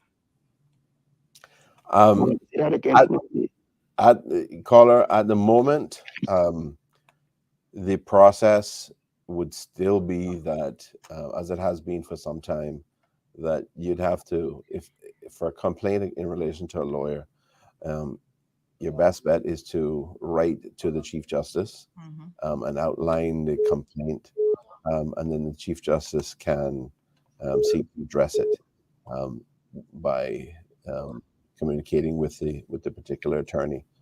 The Legal Services Act, which was passed,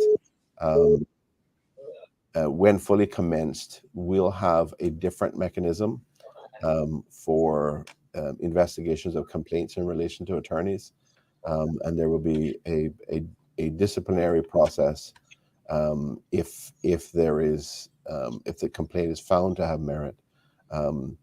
That will include or might include the Chief Justice, but it will not be just the Chief Justice.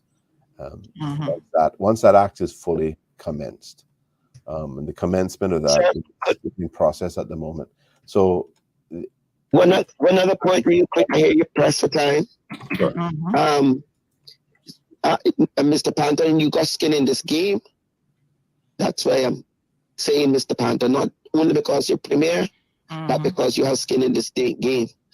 Mr. Panton, the seafarers, it close to my heart. The stepfather was one. I've been hawking every now and again for a holiday for them. I gave the information to about 4 people to when Mr. Alden was premier, to say talk to Alden about it. I know it's a good idea, and it's not just a good idea.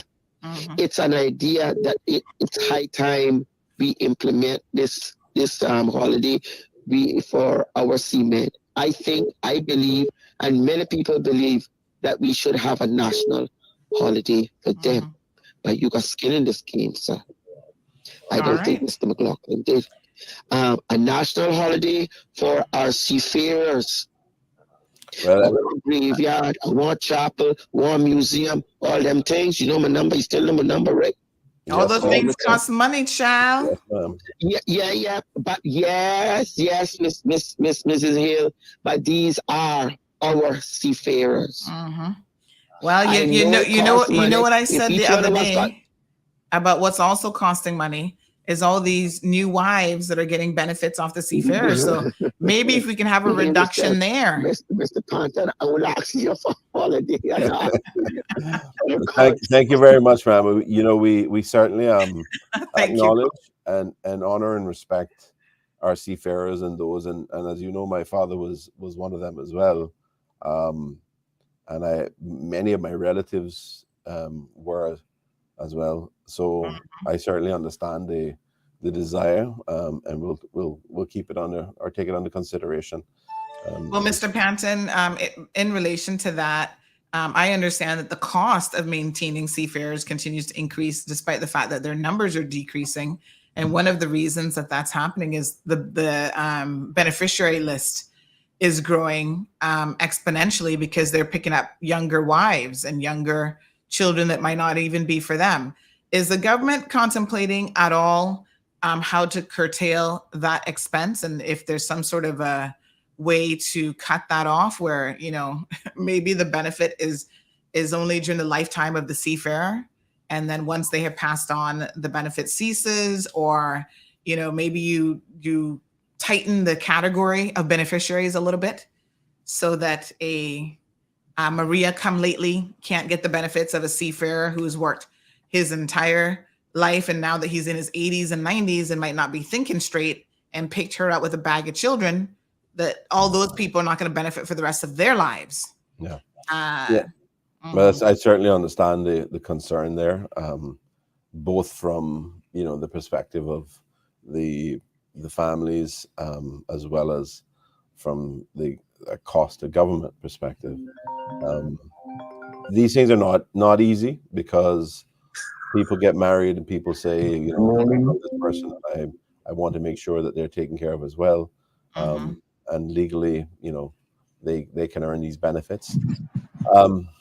I think at the end of the day, we want to make sure that even if the risk is helping one person who perhaps some people might say shouldn't get assistance, provided that we're making sure that those who should be getting it and who do need it are being attended to, then that may be worth the cost. But we certainly understand those concerns, and it is interesting that the costs have been going up rather than going down, in the sense that, you know, we don't have people going to sea and having careers as merchant seamen the way we did in the 40s, 50s, 60s, and into the 70s, probably into the early 80s as well. Well, we do have a caller on the line. Loved Lopez says, good morning. Talk to things. Sandra Cayman has so many holidays already. Miss Dorothy says, amen. Yeah, Sandra, I mean, that is one of the challenges. Yeah, and as a business owner, you know, a lot of people don't think of what if the shoe's on the other foot. Business owners pay an immense price for every single holiday that you add on, where they have to pay all of their staff for that public holiday. So I caution people thinking that we need a public holiday every single month, which we almost have already.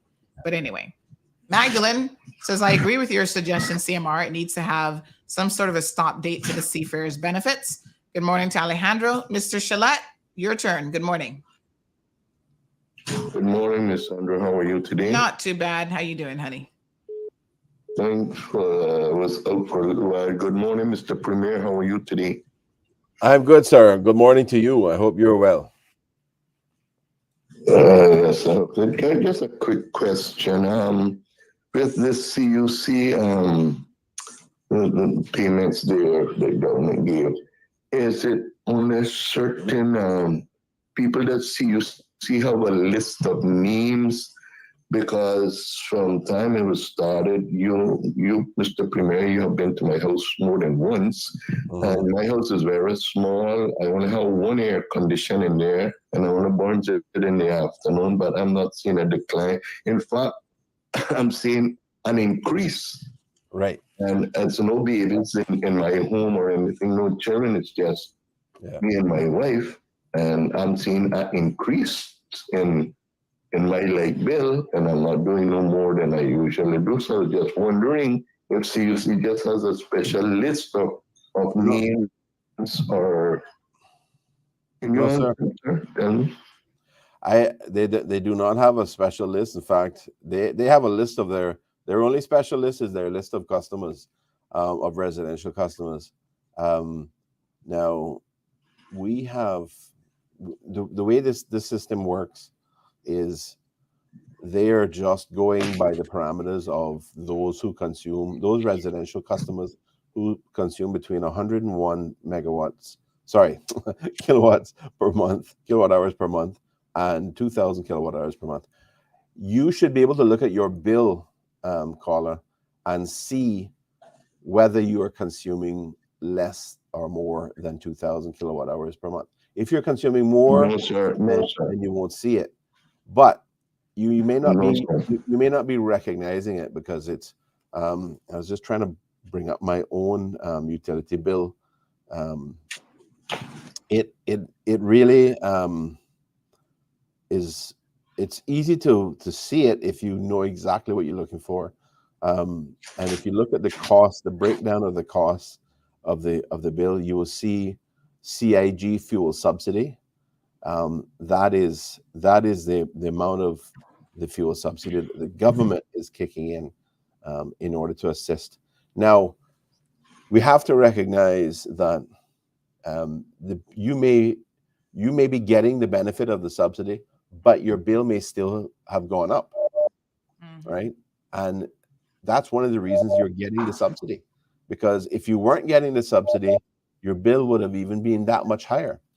On average, the government's contribution across the board is about just over $66 for each customer per month. So 66, you say, sir?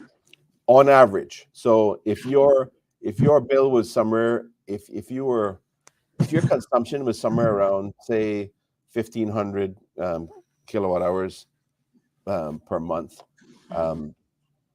your benefit is going to be. I'm gonna challenge my math right now, but your benefit is going to be at least at the 5 cents range.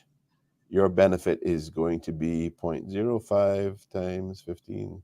Oops. Well, we do have CUC coming up. So, Mr. Shalat, can I suggest, because we do have his benefit is going to be $75. Yeah, no, the only thing with that, my light bill used to be like $115, $120, and now it's gone up to $189. Right, and that's not unusual for the circumstances that we're in with the fuel factor costs going up. And remember, this is a straight pass through. It's not money it's not a cost that CUC is charging anything for. They're passing the costs on for fuel directly. Oops, what's happening? Are we there? Yep. Thank you, sir. Thank you. Thank you very much. Yes, thank you, Mr. Shalat. We do have a few other people who were trying to call in as well, but like I said, we do have CUC coming on in a little bit, and I know that Sasha actually has a meeting as well, so everybody's a bit crunch for time. Yeah, sorry, my screen went blank. We can still see you. Yeah. Right. So the cost, the bill may have gone up, but it would have gone up even more had it not been for government's intervention over the summer months of July, August, and September, and for October, November, and December, which you will see in your bills for November, December, and January, the bills when you receive them. You will see the benefit that the government has contributed, as well as the capping that CUC has done in relation to the overall fuel factor, capping it at 20 cents per kilowatt hour for the fuel factor costs, and then the government is contributing 5 cents per kilowatt hour in respect of the fuel costs. So you'll see those benefits in your November, December, and January bill, which is going to represent your October, November, and December consumption. Those bills are but they would have been that much higher if it wasn't for government CUC taking the action. Hello, hello, good morning. Good morning, caller. How are you? Fine, thanks. Can you start, Miss Sandra? Yes, ma'am. You're live on air. Good morning to your Mr. Premier, Mr. Panton. Good morning, dear. I have a good morning. I have a query that we need to look into. I need you guys to look into. Regarding my son, I guess I don't know how many more fall into it. My son, who is now a doctor, trying to do his specialties. For the last, from March of, I think it was December last year, or March of this year, I know for sure. He got a contract from Miami, accepted him in that program. I need Mr. Panton, if he can look into the contract, because what they up until now, they're telling him that the education department is telling him that the contract is not it's not feasible. It's more than what the government subsidizes to its people, and we're trying to find out because they wouldn't even show us the contract or nothing. And right now he's still down. He's struggling now to be able to get to specialize. I mean, he's been doing this for the last 3 years, and they've been just running round. So I'm asking Mr. Panton if he can look into it. His name is Ronaldo Goff.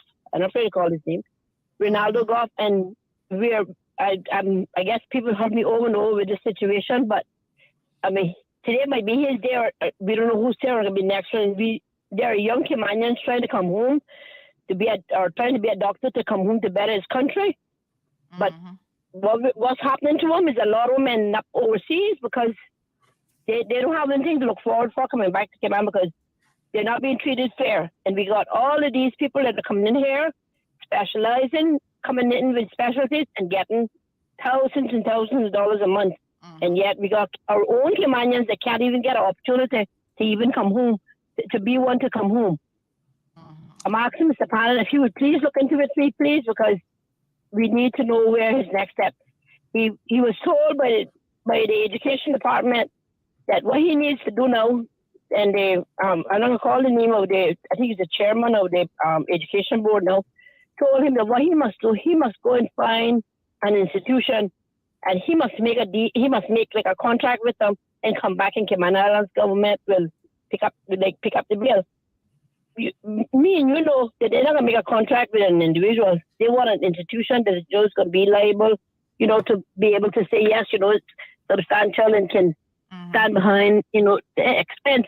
So right now, that's his problem now, trying to find someone that's going to accept Cayman government because the government isn't doing anything for him. The education department put him out now. Last meeting that he had with them, they put him out now to find an institution, and he must make the contract with the institution, and then they will then pay the bill. But he not get that. Nobody is going to pick that up until now. Nobody has picked that up. Ms. Gwen, Ms. Gwen, can you just send me your contact details off air, just as a little reminder on WhatsApp, and I'll pass that along, and we can try to see what inquiries can be made.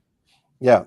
So, first of all, caller, I'd like to say that thank you for bringing that up, and congratulations on your son being hardworking and dedicated to becoming a doctor. We celebrate all of our young Caymanians who are dedicated to themselves improving their education and ultimately, hopefully, coming back to contribute significantly to the country. I am not sure that I understand fully what the issue is. I understand broadly what you're saying, but if you can pass on your contact details to Miss Sandra, she'll pass them on to me, and then I can then interact with you separately offline, so I can get a full picture. Yes, sir. Exactly what it is. But yes, I mean it is a normal approach that people will get training in different institutions overseas. Exactly how that is done and whether that's done with assistance locally, I can't tell you that I'm very familiar with that. All right. Thank you so much, Ms. Gwen. Okay. Thank you very much for signing, Mr. Thank you. Have a good day. Okay. All right, my dear. Thank you. All right. So lots of calls and questions. We're just getting ramped up, but unfortunately, the Premier does have an engagement. So just read a few more. Cameron says immigration reform is needed. Cameron also says Mr. Panton has a team for a reason. Why he has to come on to explain things in other people's ministry? Well, because he is willing to do so. Well, ultimately, I have responsibility for all ministries as well. Yes. But that's fine. If I can't explain something, if I don't have the information, I'll be upfront and say I'd have to get that information and get back to them. I will not have information on everything, no matter how good a person's memory is or how well briefed they are. They're not going to have all the information that may be relevant at all times. But I think Cameron's point is it would be nice if we could hear more from your team members. But Cameron does go on to say that Mr. Panton, we always appreciate your dialogue with the public. Not an easy job, so please take it easy and make your appointees take up some of the slack. So El Rey says, Mr. Premier, please don't entertain the idea of pumping $20 million into the 7 Mile Beach Sea. That sand will just be washed away and money wasted. And if you think it's absolutely has to be done, then the Marriott and condo owners in the affected area should be required to contribute a significant percentage towards the $2 million bill. Interesting. Miss Stephanie says, good morning. Yeah, Stephanie says, good morning. Please put my question to him. I have a question for the Premier. I'm a young Caymanian. I got damaged at Georgetown Hospital in 2014, which made me lose the use of my right arm, and I have health issues. I can't work. I reach out to several places and still no assistance. I have 6 kids. Whoa. And every day it's getting harder. I've never reached out to the government for help before, but I need it now. Wow, Stephanie, 6 kids, that's a lot. What would you suggest that she does? She should contact NAU to start there? Yeah, I mean, if she needs assistance, that is where she would start with the needs assessment unit, and they would then be able to assess what she needs assistance with and how they can best assist. And obviously, it is an unfortunate situation that she must have endured. Yes. But I'm surprised that with 6 children, she hasn't needed the assistance previously. For real. But anyway, absolutely, have her get in touch with the needs assessment unit, and they will be able to assist taking it from there. Yeah, that's a tough situation, folks. Listen, it's like the Premier said, it's tough having 6 kids and being able to get up every day and work. That's a lot of expense and a lot of mouths to feed. Cameron says, Sandy, why does the Deputy Premier not want to come on CMR to discuss finance and economics? We'll send the question to him, and I'm sure he'll respond in some way or another. Mr. Roy, good morning. Saying it's beautiful weather. We are pretty much out of time this morning, and the Premier is looking back, trying to look out the window. He's like, "Oh, I'm looking at the weather. It is beautiful." So thank you guys so much. I think we had one more caller, so let's make one more connection on the phone lines. Remember, the phone lines are always open, folks. 936-2626 is the telephone number. You can always give us a call. We're just returning a few calls. And by the way, fingers crossed, hopefully we'll have a toll-free number very, very soon. Hello. Hi, caller. You can turn down. And by the way, fingers crossed, you gotta turn it all down. There we go. Morning. Quick question or comment for the Premier, please. Yeah, just a quick comment. NAU has been mentioned several times. I think that something needs to be streamlined with the process. I have a cousin who is illiterate and homeless, and it took 2 years for him to get cash assistance, and I follow up online. I never get return calls. It's very frustrating, and that's not just a Cayman thing. I don't care. I lived in New York most of my life. Dealing with any government agency is frustrating. Waits, lines, attitudes, all that sort of stuff. But 2 years for a homeless person to receive assistance, that's tragic. I totally agree. If that is in fact the case, but I suspect that, and oftentimes, when comments and views like that are expressed, when we investigate by asking questions of the various departments, in particular people like the NAU, they're all very dedicated, hardworking people trying to serve the people of the country to the best of their ability. Typically, you find out that they've tried to assist, but there was some, for some reason, there wasn't a follow through on the other side. I don't know what the situation would be in this case. I can't imagine that it would take 2 years to fully assess it and to provide assistance. If that's the case, if that's the case, then obviously that's even more reason why, the financial assistance bill that was recently passed to become the Financial Assistance Act provides a kind of groundbreaking reforms that we need to do in order to properly assist people. Because at the end of the day, we know that there are people in our country who will need assistance. They are vulnerable, and you have to respect their human dignity, and you have to provide them with the kinds of services that are needed to have, a reasonable existence in this country. I guess. I guess what I'm saying is there should be some way of prioritizing. I mean, there's needing money, and there's homelessness and destitute, and there should be some sort of protocol to deal with people that are in such critical need. I mean, literally at risk of dying. You got to look around on the streets to bring in food, and to look in Scholars Park, look in the field. I mean, it's just to give him some a beef patty. I mean, it's he's like 140 pounds. It's ridiculous. Yeah, but caller, is it? I mean, oftentimes it is the person who needs assistance, but who doesn't necessarily want to cooperate fully. If you're saying that they're homeless, it is hard for me to believe that the needs assessment unit would know that they're homeless and not try to do something to assist.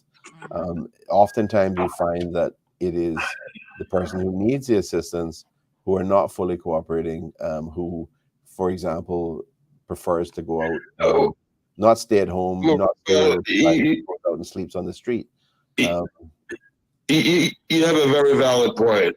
He has some untreated mental health issues also, right. So it's not all NAU. It's like just trying to get him ID was a battle. It's not all NAU, but untreated addiction, untreated mental health issues. Homelessness, and all of this comes to I don't know what the answer is, but something should be done. I don't know what the answer is.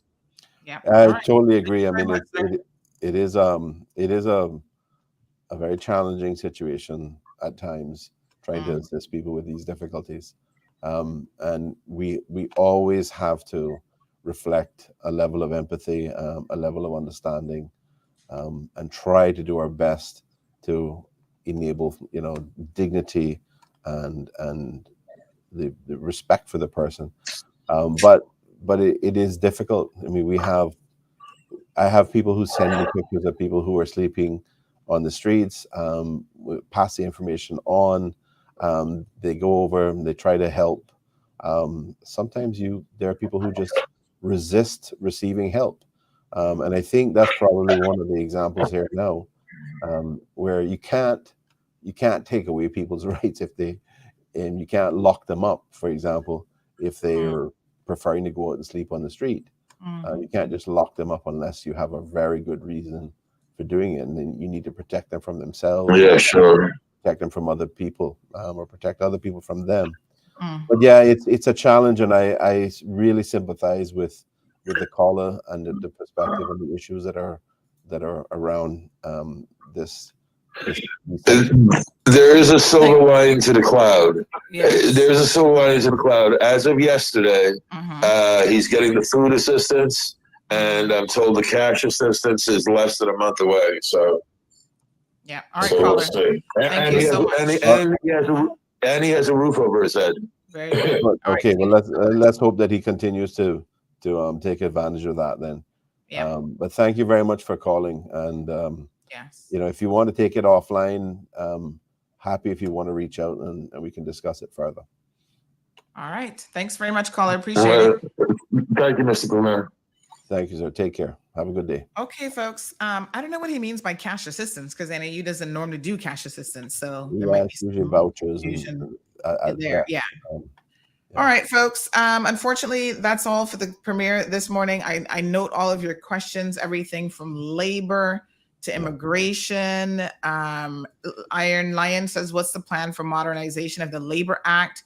So listen, two things I want to say. Obviously, the premier comes as much as he can. He's committed to every other Thursday morning now to come on the program, to be, have sort of a direct line of communication with all of you. As you can see, every time he's here, the breadth of questions and calls and comments and stuff offline. Oh, let me not forget to read this one, because this lady's going to kill me if I don't read this one, because she sent it in really early. She said, poverty is about not having enough money to meet our basic needs, including food, clothing, and shelter.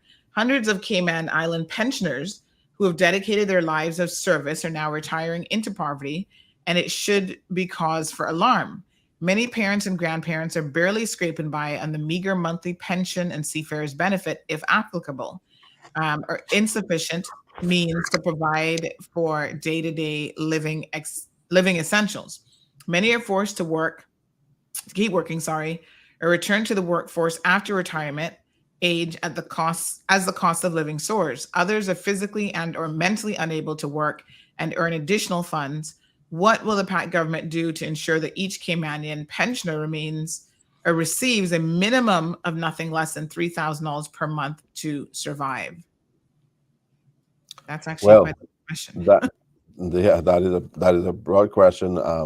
It's an important issue, though, and if the task was to ensure that everybody who is retired is receiving $3,000 a month, that is going to be an extremely expensive proposition for the government to have to shoulder alone.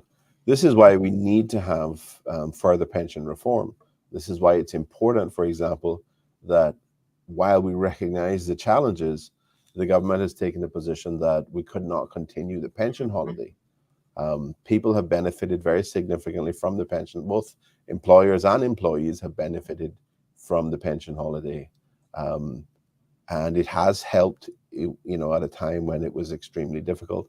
But as I've said, opportunities are growing. The country is doing well economically, financially. It continues to improve. So we need to be getting back to at least what is normal, recognizing though that we do have an issue with pension reform that needs to be addressed, because people who have sufficient amounts in their pension account and are only able to receive $1,000 a month, that is going to help a small amount. But the idea behind pensions at the end of the day is for it to be a reasonable contribution to your ongoing expenses after retirement. Not a tiny fraction. It's not supposed to be a tiny fraction of your income replacement. It's supposed to be a much bigger fraction, maybe 50% to 60% or something like that. And we're a long ways off from that, given the pension system that we have in place right now. And that's something that has to be recognized. And it is a challenge. It's a difficult issue to deal with, particularly when you have economic challenges, and we're coming out of a situation which has had a profound economic impact, like COVID and the associated lockdowns. So these issues have to be addressed. We are addressing the minimum wage discussions. The minimum wage committee has been set up, and we're expecting to have a report by the end of the year or early part of next year. But we also have to recognize that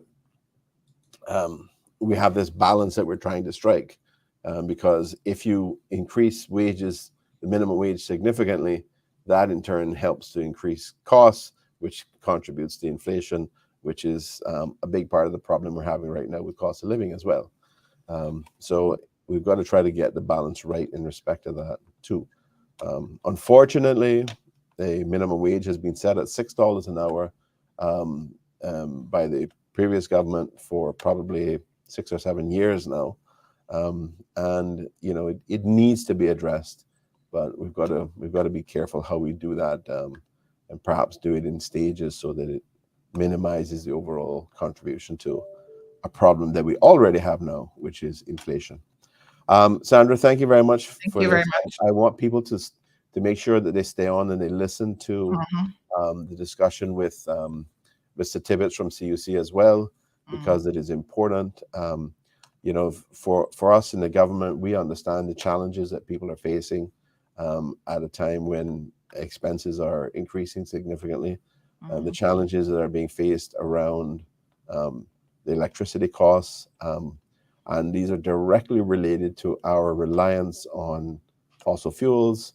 And this is exactly why we are, as a government, we are committed to finding a way to push forward as fast as possible with the conversion to renewable energy.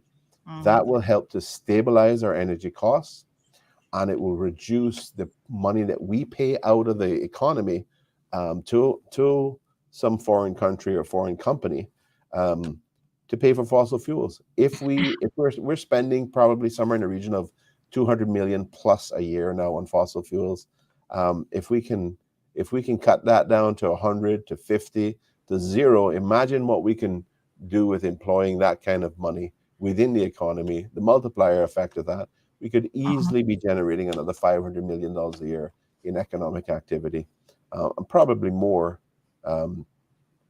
by going to renewables. So this is one of the reasons I'm very determined that we're going to push forward with the conversion to renewable energy to help stabilize the cost of energy that people have to pay in this country. All right. Well, thank you very much, Premier. We appreciate it. Have a wonderful day. Thank you. Thank you to everyone. Have a wonderful day. Please take care. God bless, and enjoy our wonderful Cayman Islands. All right. Take care. Thank you so much. Folks, I know that it's always like a marathon when the Premier comes on. He does have some other engagements.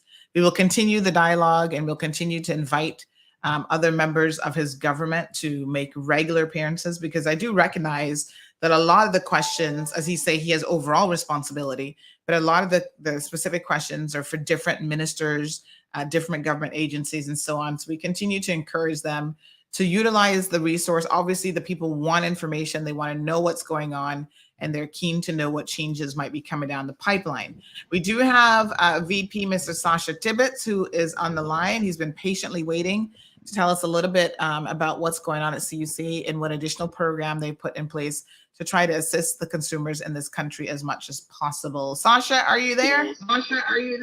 Yeah, I'm here. How are you doing, Sandy? Very, very good. Thank you. I think we got a little bit of a feedback, so you might be listening to us somewhere in the background. So you might want to just turn that off for me, maybe. Okay, let me. You might have a tab or something open when you were listening to the program. All right, so quite a few questions this morning, Sasha, in relation to CUC. And we heard the Premier mention that CUC actually has been taking some steps on its own to work with OFREG to sort of cap the fuel cost. So tell us a little bit about that and exactly what that means and how that works. Hello. Hi. Oh, there you are. Is the echo gone? No. I think keep talking. Let me see if I can. I think it might be okay now. Normally it's just like another tab opening up, but yes, let's see if I can hear you when you speak. So folks, remember the telephone number 936 Bobo. Again, fingers crossed. We might be getting a toll-free number soon. I'm so excited. Hello. Good morning, Mitzi. Hi. Yeah, there we go. All right. Okay. I think this is working now. Sorry about that. No worries. So I was just saying we had a lot of questions today, obviously, for the Premier surrounding cost of living, and CUC's name always comes up when we're talking about cost of living. So give us an idea about what CUC has been up to. Well, we're really happy about about the government's fuel cost relief program that they've been doing for the last 3 months, and have made the extension for the additional 3 months. I mean, that's really been a great help to a lot of our customers. And CUC recognized that, you know, that was only going to a subset of the customers that the government wanted to focus their assistance with. But there were a lot of customers, such as commercial customers, who were also feeling the challenges of the high fuel costs. And so a couple months back, we made a proposal to OFREG to allow us to cap the fuel factor price at 20 cents for all customers for the last 3 months of 2022, so October through December, and collect those funds at a later date. And what that does is it takes this high price spike and perhaps puts the collection of those costs at a time when energy costs are lower. So for example, in the months of, say, January through May, customers' bills are much lower. And perhaps there's more ability to cover some of those higher costs. So it's really a deferral program designed to cut the spike of the fuel costs. The costs for fuel this month in October is the highest we've seen in a very, very long time. I think it was back in 2009 when it was at this level. And we recognize it's really hard for customers to deal with that. So we're really happy that we got approval to do this program. We're also really happy to see that the government continuing their relief program, which sits on top of ours. So CUC is bringing the price of fuel down to 20 cents, and the government, through their grant program, is bringing for the residential customers in that 101 to 2,000 kilowatt hours per month usage bracket. Those customers that have that amount of usage will have their fuel price brought down to 15 cents, which is still very high, but not as high as, I mean, it would be normally at about 24 cents. So the two programs are going to provide a lot of relief to, in some cases, to all customers, and in other cases to even more relief to a focus group of residential customers. So let me just understand exactly how this is going to work, right? So the fuel factor is being capped at 20 cents a kilowatt? For every customer. For every Correct. customer. Yeah, and that's the total fuel factor, which includes the duty and the renewable energy charge as well. So how are you guys able to do that? Who's going to absorb the cost? Well, CUC's, so I guess, going to be paying for that fuel, but we will recoup the cost with no markup in 2023, when we expect that the price of fuel will be less. So we're sort of shaving off this peak, and then we'll recover it at a later date in 2023. Okay, innovative. All right, I like it. I mean, it's something for now while times are tight, I think. Is there any concern? I mean, we started out this program talking about how you give people a little bit of something like this relief during these times, and then they're always going to want it. They always want something for free. Is there any concerns that people are going to be like, oh, well, if CUC did it this time, why can't they just continue to do it forever? Are you guys to be honest, you know, I mean, we, contrary to what many people may think, you know, pretty much every day at work, we're spending time trying to find ways of lowering costs. So it, you know, to some extent that it will continue to happen. It may not be in this form, but we're always looking for programs to lower costs. I was really excited to hear about the Premier's comments with respect to renewable energy. You know, that really is the solution to the long-term solution to this problem. And you know, the only way we're going to get away from these, I guess I can use the word crazy fuel prices, is to not need to buy fuel. And but you know, the country still needs its electric energy, so we have to find another way of doing it. And fortunately, technology is readily available. So, Mhm. you know, we really do need to get going on doing as much renewable energy as possible. All right, we do have a caller in the line. Caller, I have a question or comment for CUC. Yes, good morning, Mrs. Sandra. Hi. I like to ask CUC, right? Why is it takes so long to get an audit of your place? We had a problem with our light bill, and my wife contacted, I think it was the same gentleman there, right, from last week, and they told us you have somebody over here to give us a audit, and it's almost I know for sure it's a week now. It might be over a week, okay? And I don't see why, and our light bills keep on going up. We got solar panels on our house top, right? And what, like the month where she will complain about is when everybody was all out of the place, okay? And they told us they're all going to come and go audit, right, to see what's going wrong, right? But it's just we're going to come, keep it on quiet. We'll come when the next bill come in. You're going to have another question again. No, that to me is really stupid. Okay, if you're going to do an audit, you do an audit as early as possible before the other bill comes in, so you know what's going on. Okay, so you can ask the gentleman that and ask him what time he's going to come and do the audit for the Hunter's family, which he's promised us from last week. Okay. All right. Thank you, my dear. All right. Thank you very much. I'll be listening. Yes, sir. Thank you. Okay. Have a good one. Goodbye. All right, Sasha, so a question there about why audits are taking so long, and the Hunter family specifically is wondering when they can get their audit done. Yeah, so there's obviously in a time like this, we have a lot of customers that are requesting this service. We don't have a lot of staff that are catered to this, and so it really does take time. With respect to their specific timing, I think I'm just going to have to ask our team to reach out to them. I believe we have their contact info with an update. Typically, it does take about a week or two to get this arranged. It's not a next day type of service.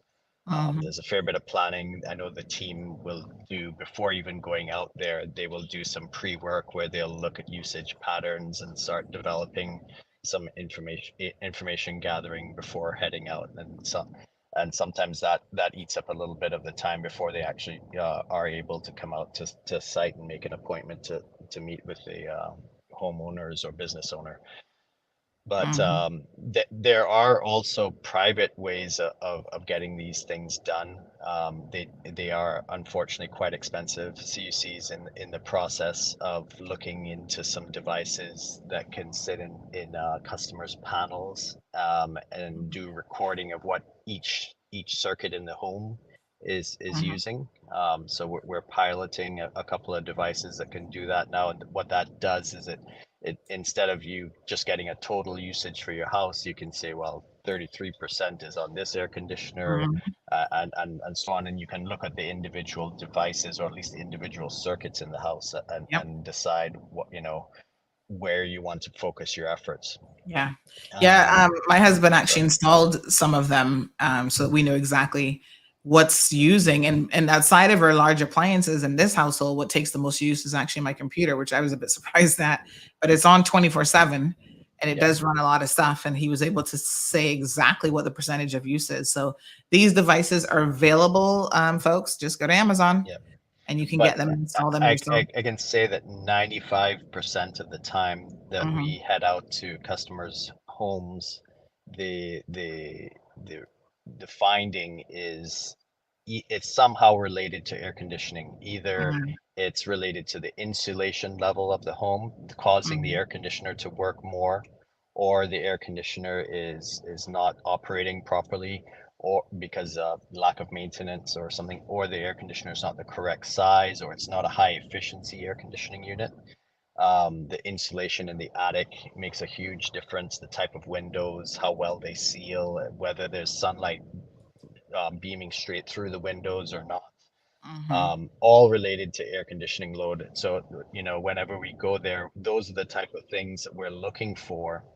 And because there really isn't anything in a consumer's home that can drive their bill up to the levels that we're seeing, other than the air conditioning unit. Or perhaps if they, I don't know, I suppose if somebody were to leave their oven on 24 hours a day, but we don't find that happening, right? Mhm. There's not many devices in the home that can use that much electricity other than the air conditioner. Okay. All right. We know that you're a bit crunched for time this morning, Sasha, and you're off to a meeting. So we do appreciate you holding on the line so that at least we could understand a little bit more. So when does this program actually roll out? When will we see? It's effective now. So Okay. we did only just get everything buttoned up and released it to the press yesterday at the same time as the governments. We were working together to make sure that the two programs didn't conflict with each other, and I think that's been a successful effort. So it's the next bill that comes out at the beginning of November. You will see some customers will see let me start that over. All customers will see a line item talking about a CUC fuel cost deferral. And the customers that are in the right usage bracket, residential customers of the right usage bracket, will also see a line item showing a credit from the government for the to bring their fuel price down to 15 cents. So some customers will see 2 credits on their bill, and but all customers will see at least 1. Okay. And it'll go through for usage until the end of the year, which will be, so the last bill that the programs would show up on is the bill that comes out the first week of January. Yeah, I'm glad that you explained it, because I think when you sent out that release, even myself didn't really look at it because I thought it was the same thing the government had sent out. So yeah, because it came out. Yes, there are two programs. Maybe we'll do a little bit more coverage on that as well. Yes. Yeah. Okay. So now that I understand it, I'll make sure that our news team gets on putting it up separately, because I actually thought it was the exact same thing, to be honest. All right. Very good. So good to know.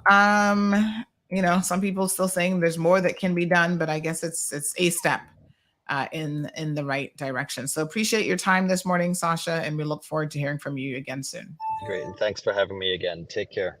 Okay. Thanks very much. So folks, we appreciate people taking the time out of their busy schedules in the morning, and we're very, very much cognizant and aware that, these individuals are busy. They're managers and they're busy running organizations and trying to get things done. So let me see where Chuck is. We need a little bit of overtime this morning, Chuck. If we can get it, let me see here. Morning. Okay. I want you guys to be able to get the news on radio.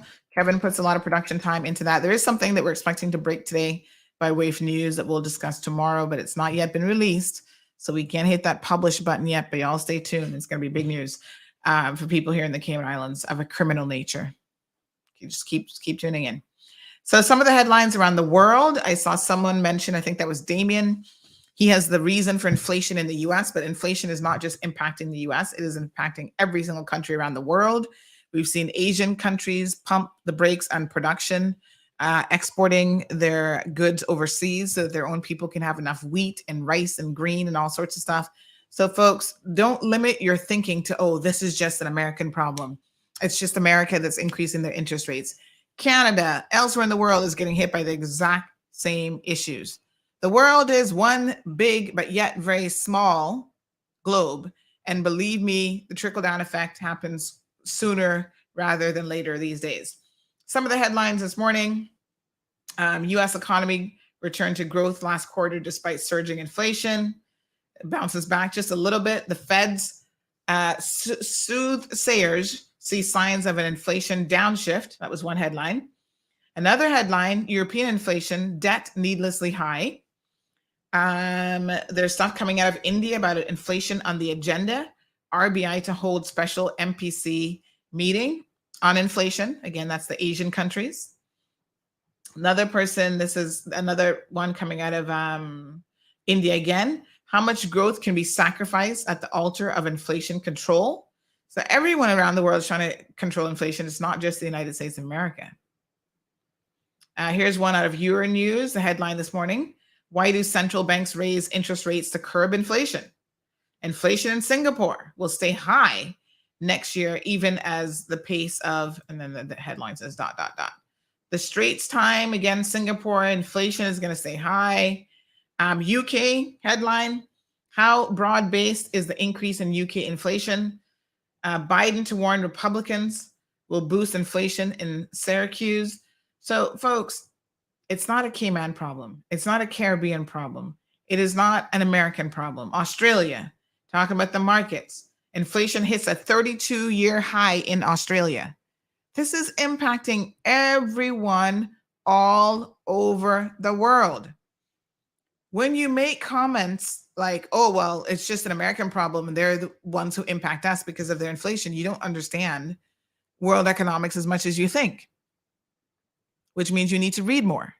Because whether our money is tied to the pound or the dollar or what's the currency in India, whatever their currency is, rupees or whatever, right now, inflation is impacting everyone. So it wouldn't matter. You'd still be getting hit. Canada, they got a headline this morning about inflation as well. Someone was mentioning, well, St. Kitts can give their country, half of the population or a good portion of the population, free electricity. Nothing in this world is free. I'm going to say it again for everybody who's sitting in the back of the classroom. Here's an article dated June the 30th out of St. Kitts talking about all of the things that the government, it says, are comprehensive measures to mitigate effects of rising costs of living. So everything that they're trying to do in St. Kitts, they're saying a number of external forces continue to drive up the cost of living. The government of St. Kitts and Nevis have implemented a number of measures aimed at mitigating the negative effects on its citizens and residents. So their prime minister and minister of finance, the Honorable Timothy Harris, said during a press conference at the time that in pursuing a policy of mitigating the cost of living, we're mindful that many families have yet to recover from the effects of COVID-19, and a critical part of our 2022 budget approved by Parliament involved the extension of several elements of relief to our people. And then he starts talking about what some of that is. Maybe one of the reasons they can afford to pay some of your electricity bill in St. Kitts is they're taxing you out the wazoo. I see a lot of taxes here that this article refers to. Corporate income tax of 33%. Yes, sir. There's an unincorporated business tax of 4%. There's duty and taxes on importation of goods for dry and reefer containers, for 20 and 40-foot dry and reefer containers. There is some tax on bread that they're talking about trying to, put aside for 6 months or whatever. There's only so many ways that you can make money for governments, and there's only so many ways that you can try to curtail the cost. So they say here the cost of fuel continues to be a challenge, even in St. Kitts.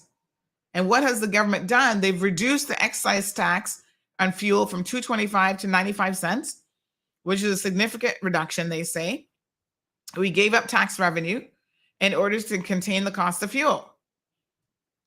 So I don't know who's getting free fuel in St. Kitts, but it seems to me that you're certainly paying enough taxes that you could expect certain things. But their government, their prime minister said, we're concerned that too many persons have had their electricity cut off, and cabinet determined that we will put an end to this denial of electricity of residential consumers. And so we placed a hold or moratorium on the payment of electricity arrears. And we have, in fact, waived the fee for the reconnection of electricity. Let me ask you a question. In St. Kitts, who owns the electricity company? Because the way that they're talking about it sounds like they actually own the company themselves, which in some jurisdictions they do. So it's a very different situation. It's not where it's a privately owned entity. So again, we've got to keep things in perspective. When people throw out something and they say, well, this is how this country's doing it, they're getting it right. I want to know the details of exactly what it is that's happening. As in most situations, it's not on the surface. What it looks like on the surface isn't what it is when you start to scratch and dig a little bit deeper. And I keep telling you guys that the devil is in the details. So it is really, really important to have those details. Yeah? So it doesn't sound like it's free. People are getting it turned off. I'm just saying. What a hot mess. Let's listen to a little snippet here about inflation. I can't remember if I played this one or not, but this is about inflation hitting home. Inflation is felt in the reality of rising prices for almost everything Americans buy. And a lot of us have seen price increases that make food and recreational activities almost unaffordable. NPR's Stacey Vanek Smith has the story. Home is where the inflation is right now. A lot of the biggest price jumps we've seen have been things like rent, heating, food. Grocery prices are up about 13% over last year. Steak, that's killing me. The same ribeye steaks that I was paying $17 for two of them, we're now $32. Steak lover Steve Brown is an optician in South Carolina. He works at an eyeglass store fitting people with frames. I've been doing it for 27 years. I can fit someone up just by looking at them. You just know what will look good on them? Yeah. The steak prices stung, but the price increase that really got Steve was gas prices, up 18% over last year. Steve has a long commute to work, and his favorite way to unwind is motorcycle rides on the weekend. The back roads by the marsh. There's water on both sides of the road. You can look over and see downtown Savannah. You can see the ports. It's beautiful. Total freedom. It's a good way to clear your head. I put music on, and all my problems just go away. What do you listen to? I listen to a lot of heavy metal. Really? Like, what's one of your favorite songs? Rain and Blood by Slayer. But earlier this year, Steve noticed something else getting a bit bloody. His gas bill. Filling up the tank of his motorcycle went from costing him around $25 to around $50. So now? I just stay home and watch Netflix. But staying home isn't that cheap these days either. Rent is up more than 7% over last year. Electricity prices are up more than 15%. Natural gas is up more than 30%. Steve Brown says it's not missing out on the rides that's keeping him up at night. It's retirement. He's only 46, but he sees how rough the future might be every day at the eyewear store. I see some of these elderly patients that come in and, they're like, do I pay the electric this month or do I get glasses? And my heart goes out to those people. Inflation analyst Omer Sharif says a lot of people are anxious about the future. He's been tracking inflation numbers for years, but lately he's been getting calls from family, friends, neighbors. They all want to have a conversation about inflation. It's like the last thing that I want to do. But this is what, it's kind of on everybody's radar at this point. But Sharif is starting to see signs that prices will be dropping for rent, clothing, healthcare. He thinks this could be the darkness before the dawn. I'm hopeful that we should see a lot of relief coming. And actually, I feel better about the outlook than I have in quite a while. A lot of economists and forecasters are not so optimistic. A new survey shows Americans expect prices to keep rising. Steve Brown says he is just going to keep doing what he's doing, hoping that if he gives up a little bit now, he will still be able to afford the future he wants. He just got engaged. He has a whole plan. I just want to have a nice piece of property on the outskirts of town, have a garden, have some animals, not a huge house, but, a nice size house. Listen to a little Slayer every once in a while? Oh, of course. You got to have that. Got to have that. Stacey Vanek Smith, NPR News. Inflation is felt in the reality of rising prices for almost everything. Tough times ahead for all of us. And the questions being asked is, how are you going to prepare for your future? I know that a lot of us are living for today and we're thinking only about today. You've got to start thinking about your future. And as that gentleman said, he's cutting back, hoping that he can have the future that he wants. And he doesn't think that his future is unreasonable. He's saying, well, just a little property on the outskirts of town, a little piece of land. Everyone the world over is going to be thinking about some of those things. I know people right now who are like, listen, they came to the Cayman Islands, they worked, made good money, whatever. Now they're going to take that money and leave in their retirement years. They've got something in the pension plan, but they're not going to be staying here because you can go to Portugal and live a lot cheaper and get, a $300,000 place. They're still going to pay good money for it. But what they can get for $300,000 in Cayman, it's going to cost way more than that. And there will be things that they will give up. And this is the life and the world that we're living in, folks. It's going to be a little bit of a give and take. This is the reality that we are all going to have to live with. Not just people in the Cayman Islands, but people all over the world. Yeah. And so you got to start thinking now. Do you know, I saw something the other day that I thought was so interesting. I'm trying to find it again. I can't remember if it was Washington or where it was. But I saw something that said that getting married, Washington Post it might have been, but it said something like getting married adds something like 1 point something million dollars to you as an individual, like your net worth, your value of what you can do as a couple. I'm gonna try to find it and read the exact wording, which was more than what you get from actually getting a degree. And I thought that was so interesting. The power of partnership, if you will. Denny, did you hear what I just said? Getting married and having a partner and having that dual income is now worth more than you actually having a degree in your life over your lifespan. But of course, I know that's understandable. Well, I tell you what. Actually, hold on. It only makes sense if you're marrying the right kind of people. The Caymanians, listen, no, hold on. Listen up, Caymanians. If you're marrying not for good people, I was going to say not for profit, but they're doing it for profit. People who are in arranged marriages, who are here to suck what you have and to have opportunities to remain in this country so they can get a half decent job that's no longer minimum wage, because that's how some people step up in the world. And they bring nothing to your financial table or your household. And they're out there having all these out of wedlock children, like we've seen with some of these prison and police officers. That's not the kind of person that brings any benefit or any meaning to your life. So, our people are not getting the real messages here. We are taking on burdens that is just absolutely ridiculous and makes zero sense instead of learning to think. People are using us and we get nothing out of it.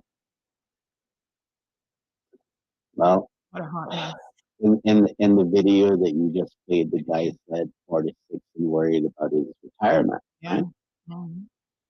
Well, coupled with what you just talked about with having a partner and the value that brings to the family, there is something that I like when I speak to people, and sometimes when I see that they don't understand certain things.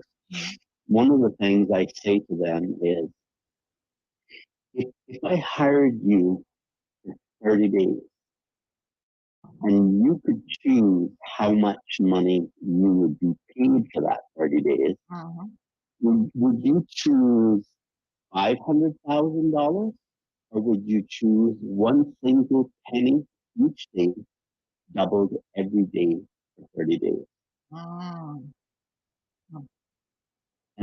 And most times people choose the 500,000. Yeah.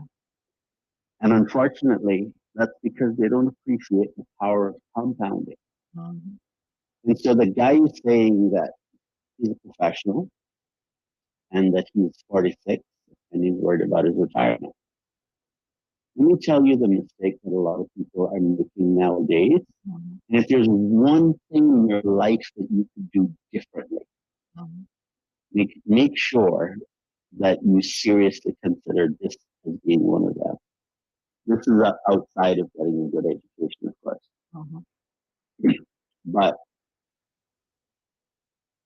you need to start investing and saving money as early as possible. In fact, instead of having really expensive birthday parties for your kids, it would be better to put $5,000 in an investment account for your child and leave it there until that child is 65. The value of that $5,000 compounded for 65 years would blow your mind. But you see, the problem is if you wait until you're 25, 30, or even 40 before you take saving and investing seriously, what you have done is you have significantly reduced the beneficial effect of compounding in your investment strategy. And it's that component that makes the difference.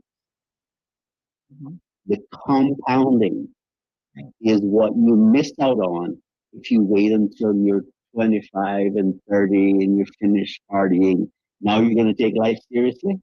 You've already made one of the most serious mistakes in your life that you could ever imagine. Here's what the study said.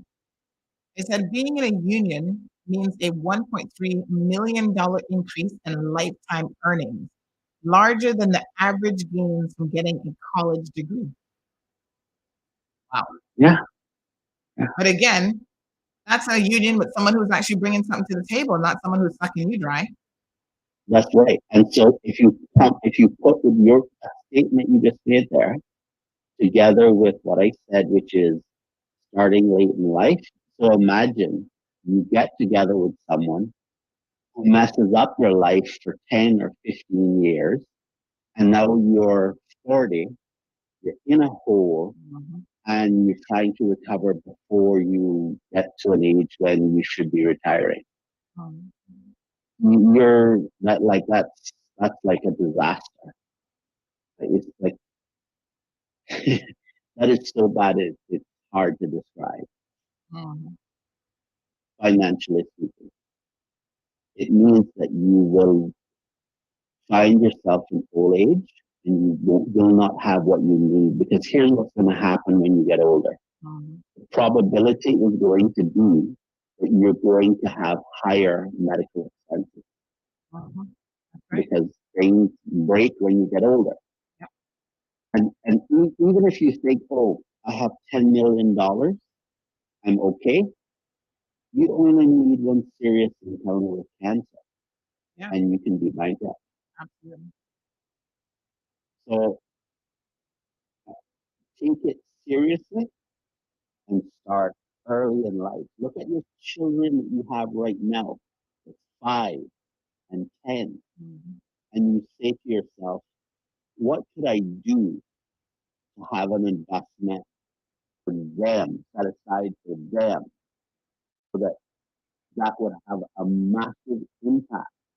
This idea of using insurance as a way to withdraw money for education, insurance that's a scam. You need to treat investment as investment and insurance as insurance. No mix the two. Right? But do it early so that you can benefit from compounding. That would be my advice. All right, financier Denny Warren Jr. Thank you very much. Appreciate it. Folks, there are money suggestions that make sense. There are things that we need to be paying attention to, and we all need to be learning how to handle money a little bit better. For some reason, we think that we need to be saving large amounts of money, but as Denny says, it's this concept of compounding that a lot of people really don't get.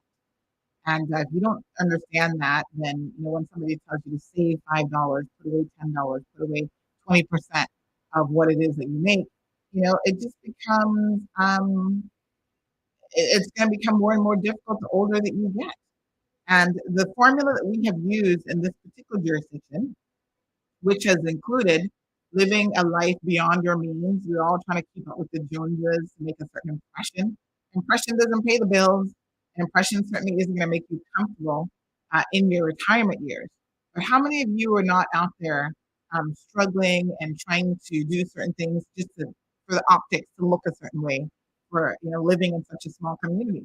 And when cancer hits and you get $1 million plus cancer bill, or the bank is knocking at your door to reclaim that house because you're unable to pay the mortgage, the same people you have been dying to impress are nowhere to be found because they're certainly not going to be helping you get out of the hole.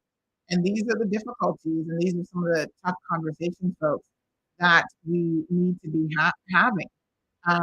Ms. Maria says nothing is free in this country. Nothing is free anywhere in the world. Nobody gives you anything for free.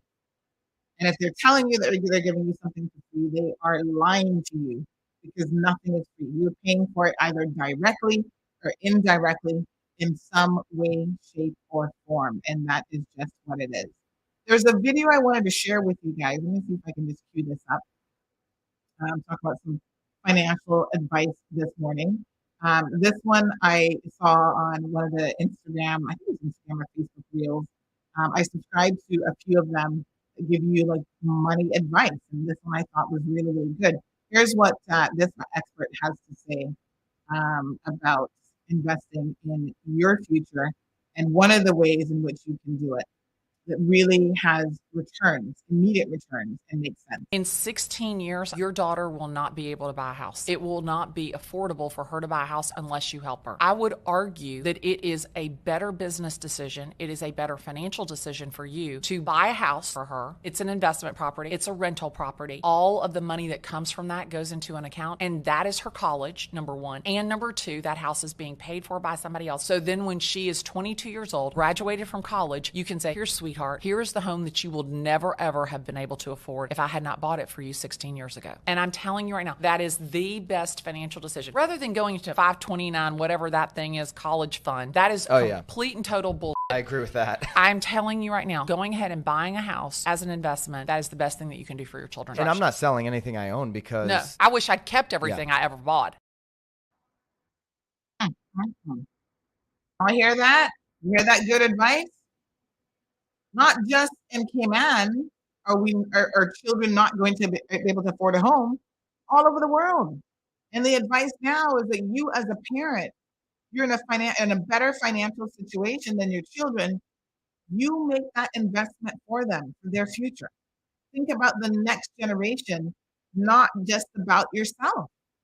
Purchase land and property for your children. We talked about this already because when you get 5 and 6 children, you understand how it's 5 and 600 times more difficult to be able to secure a piece of the pie for that many children. These are the real world difficulties. Y'all need to introduce yourself to something called effective birth control. That's the cold hard truth. You can't do it if you're having a bag of children because you're too busy living paycheck to paycheck and still not able to make ends meet or save or invest or do anything. Our forefathers had, a lot of them did not have the foresight and wisdom to know the importance of land. They gave away land in South Sound for little or nothing. Talking about, oh, that's swamp land. Now look at it. How many of you would like to be able to turn back the hands of time to grab that swamp land back for future generations? You heard what they said? Don't sell anything. Some of y'all right now is like, oh, the market is good. I'm going to sell my house. You're going to sell it and do what? Go buy something else at a higher price with less square footage and less land? Find a way to retain your family wealth, folks, by passing on what you own to your children. And your children have to be prepared to step up to the plate and when they are of a particular age, to understand that you've made sacrifices for them and they will have to make sacrifices for the family as well. But you see, as Caymanians, we live in a society that's all about me, me, me, me, me. Even in families. Your children don't want to help you when they get old. They're like, no, I'm going to be busy, mama. You better figure out a plan of your own. They don't want you moving back in with them so you can have a nice little nucleus home where you now as the parent can have a close relationship with your children. You can all live in a communal way. They're like, nope, you go and do your own business. It's my turn now. The way in which we think is pretty detrimental, if you want the truth. So, Maria, I don't know anything about the government of St. Kitts. I'm just telling you what I was reading, and I shared the link about all the different types of taxes and so on. So, I don't know anything about the taxation there, but I certainly read that there's quite a number of different taxes that are levied against the people. And people are having their electricity turned off. If they were getting it for free, how could they be getting it turned off? I'm not sure that I understand the point of them getting it for free. And that's in your local St. Kitts information service. That's what I'm assuming, is that the government publication? I don't even know. So here's the link. You'll read it for yourself. Like I said, I don't live there.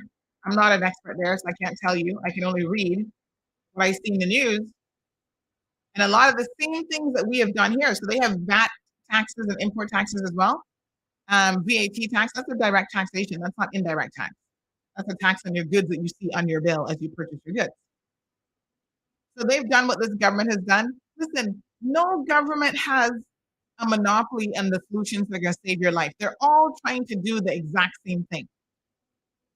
Nothing is an original idea when it comes to turning the economy around.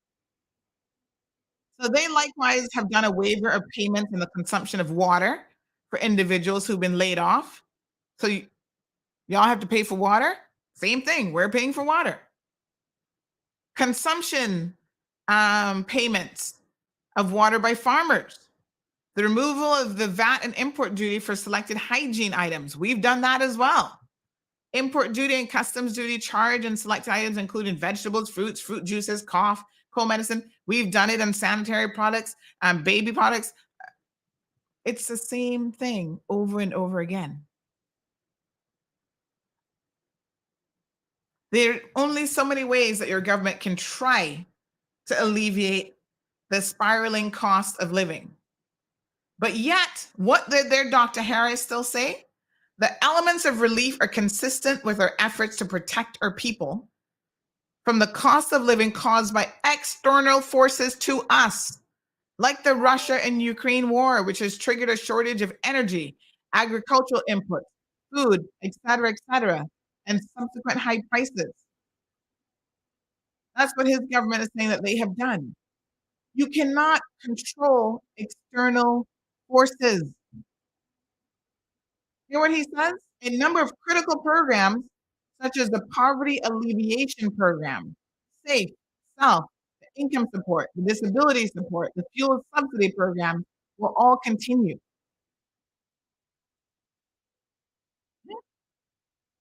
So they are heavily subsidizing as much as they can. And what is the economic position of St. Kitts? I'm really not, I must admit, I don't know much about them, to be honest. But if their financial situation is fantastic and they're getting free electricity and all this other stuff, then I mean, I must say good for them. But it seems like the government is picking up the tab significantly. And if you think that that is free, I'm going to challenge you to wait the next couple of years, and you'll see how you're going to pay for it in St. Kitts. You might think it's free now, but believe me, there's a whole report here on the justification and pre-feasibility study of an electrical interconnection for St. Kitts and St. Eunice. Nothing is free. You might be getting it on credit, and your governor is going to make you pay later, or they're ladening future generations with debt that they don't want to think about. We've seen governments here do that. Oh, I'm going to build a school no matter what, for billions, not billions, let me not exaggerate, millions, hundreds of millions of dollars. The previous premier said an act of God. Only God can stop him from building that school. That was not even the most functional school for our children. And we've not seen the return on our investment in terms of our children actually learning the way in which they should. But he said only God could stop him. They burden us, the people, with this future debt Because we have to pay for it. Our children and children and their children, the children of those children have to pay for it. Same thing with the cruise port. So all I'm saying is be very, very cautious when someone is telling you that you are getting something for free now, because you have to understand you'll be paying for it later. And the price that you're going to pay for it might not be something that you really want. Now, look at what else St. Kitts is doing.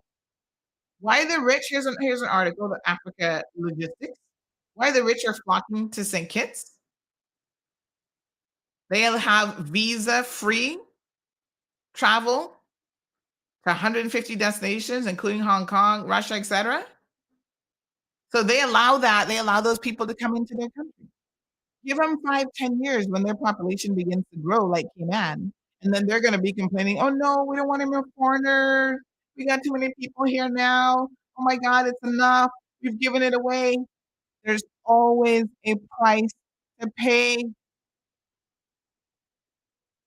They have a citizenship by investment program. None of these things are new. We've all done there. In other words, you have so much money, you can come here just because you're rich and you got money. How many of us have not, how many countries around the world have not done that? Dual citizenship. Or come, pay for citizenship. And then you see the impact of that. Here where they have a non-refundable contribution of $150,000 US to the Sustainable Growth Fund as a single payment. An additional $25,000 applies for a spouse, $20,000 for each sibling, and $10,000 for each qualifying dependent. That's not no money. You're giving it away. St. Kitts, for $150,000, I can go to your country and you're just going to give me citizenship by investment? We have made that mistake. That is no money.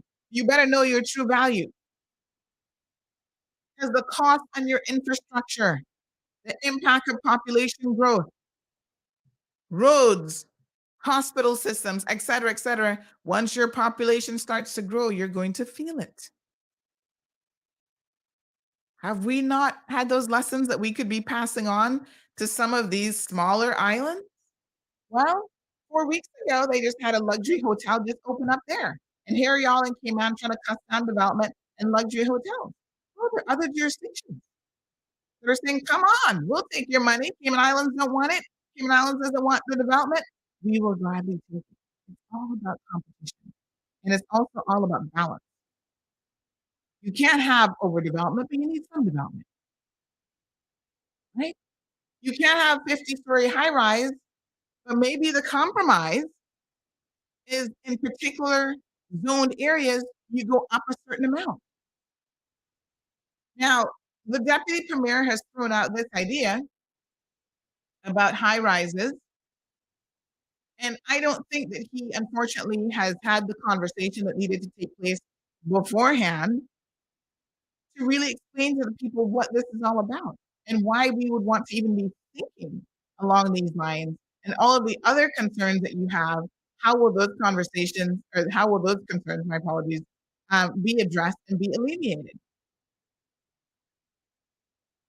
When you operate with sound bites and you just, oh yeah, we're going to start doing 30-story buildings, and everybody's like, oh my God, no. You've not prepared the people to even entertain the discussion yet. They're not ready.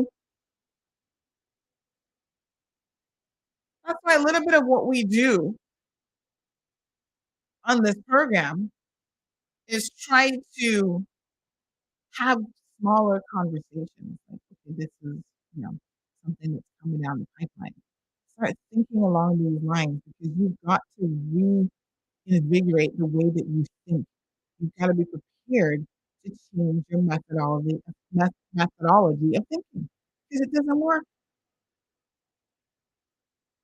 And we know it doesn't work because we can look at places around the world. So the same way places can learn from our choices and decisions and sometimes mistakes, we likewise can learn from others as well. What has worked? What hasn't worked? Right? The wheel is not new. It's been around a really, really long time. And I feel like at the end of the day, we can all have these life lessons of how to operate and run businesses or households or children and even countries because somebody else has gone before us and somebody has done it. Either they have failed or they have been successful with it. And even in the failures, there are lessons to be learned. That's all I'm saying.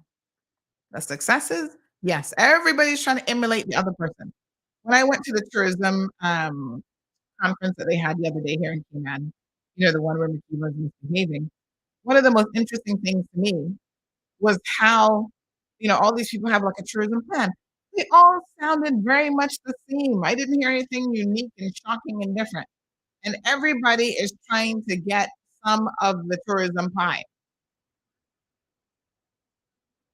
And as a region, when you're a visitor, after a while, all islands start to look the same. All have beautiful beaches. What makes Cayman different from some of these other countries? Well, there are some elements of uniqueness to it. Maria says, have I ever visited other Caribbean islands? Yes, I have.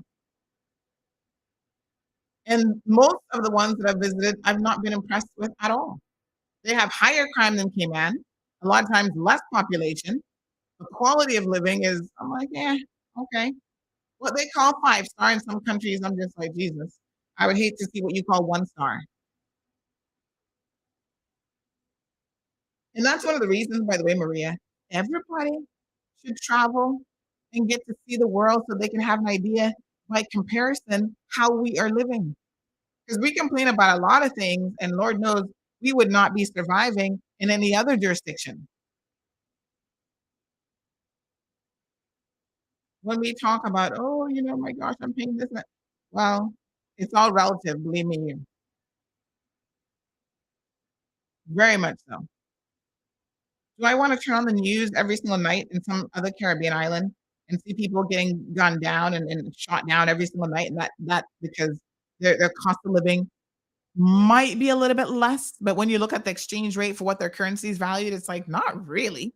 And I must have burglar bars on my windows in order to live. That's the kind of lifestyle that I'm looking forward to? No, not really. I guess we all have different standards and we all are attracted to different things. But for me, safety is one of the biggest things. Like I'll move halfway around the world just to be in a safe, comfortable environment. It doesn't have to be the most posh in the world. But if you can feel safe and give me internet, I'm good to go. Damien says Sir Vassal Johnson was a genius. Well, I wonder what his solutions would be in 2022. Because you have to understand that what worked, 45, 50 years ago may not work in this day and age. Things have changed a lot. Even the world markets have changed. There's some questioning right now about whether or not what the feds are doing is going to really help with inflation. Because, they're like, things are really different.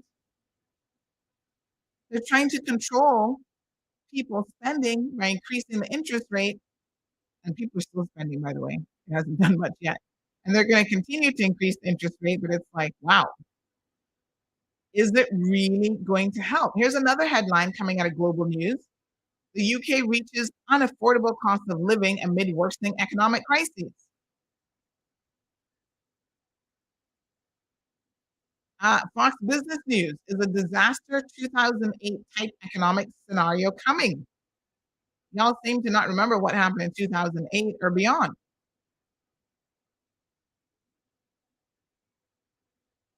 Here's what Yahoo Finance headline is this morning. The Fed statistics are reflecting an economy that no longer exists. This is according to strategists. So the experts and the strategists are trying to figure this out. We as the common person on the street barely understand what's going on with the economy. But still, there are little things that we can do within our own little lives and our own little bubble to try to save and prepare for tougher times ahead. When times are good, don't spend all your money and don't waste your money. You got to be smarter. And there are things that you can do to control the quality of life that you will have in the future. And you've got to start thinking logically about what those things are. So I know it sounds harsh when I say to you, contemplate and reflect on and think about what your life plan is, even when you're in your 20s and you shouldn't be having no bag of children. That sounds really harsh, but it is what it is.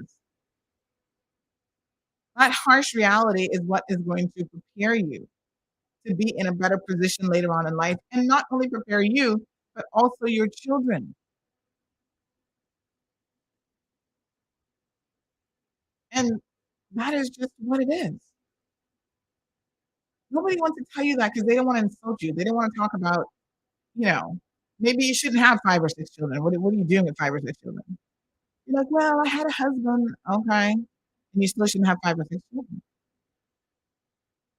Because now the husband's not working, you're not working, and you see how difficult it is, even when you were working, trying to make ends meet.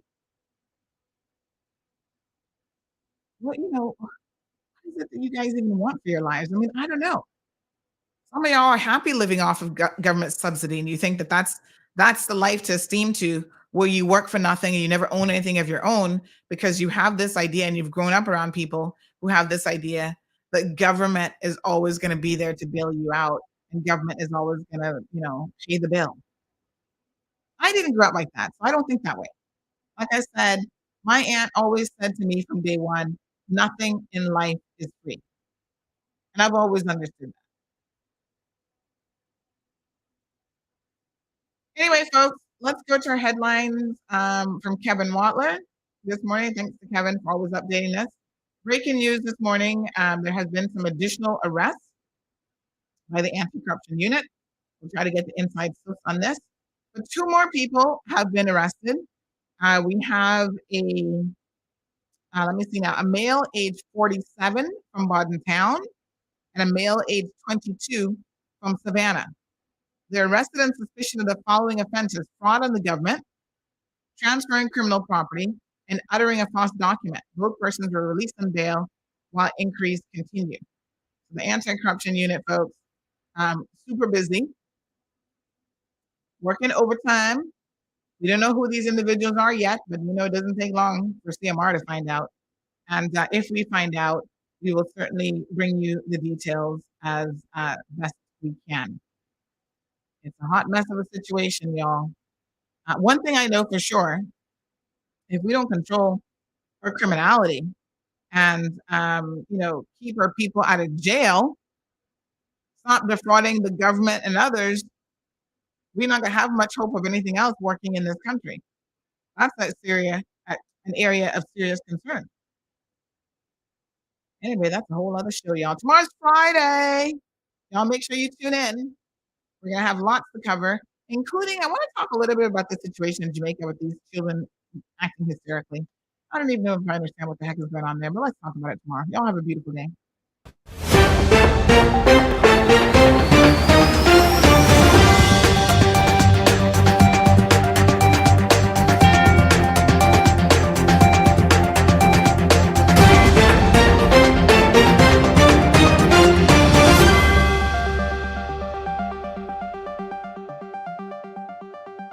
Hello, I'm Kevin Watler, and this is your CMR Daily Buzz. The Cayman Islands government announces a 3-month extension of the Electricity Assistance Program until December 2022. The program is designed to help residents manage during this period of unusually high fuel costs. In continuing the initial Electricity Assistance Relief Program, which ran for July, August, and September 2022, government will contribute up to 5 cents per kilowatt hour for eligible residential customers. Eligible residential customers are those with monthly energy consumption between 101 and 2,000 kilowatts per hour. For a household in Grand Cayman consuming 1,800 kilowatts per hour per month, this will equate to $90 in savings off their electricity bill. At 24 cents per kilowatt hour, CUC's October fuel cost estimate is double what it was in January of this year. This means that even though consumption should be going down because it is cooler, bills may remain relatively high for most households.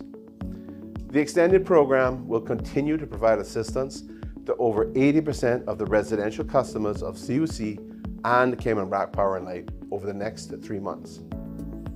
As a government, we understand how hard these times are for families, senior citizens, and the young adults, and we will not make excuses or say that nothing can be done. That is why we've been working diligently since May last year to put in place more than a dozen initiatives to lower direct costs and help people protect their income as we brace ourselves to get through the economic challenges that will continue to face us for the foreseeable future.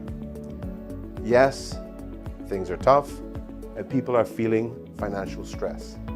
But if we each do our part and we work together, we can get through these tough times. To learn more about how government is containing costs for individuals and families across the Cayman Islands, visit gov.ky/cost-of-living.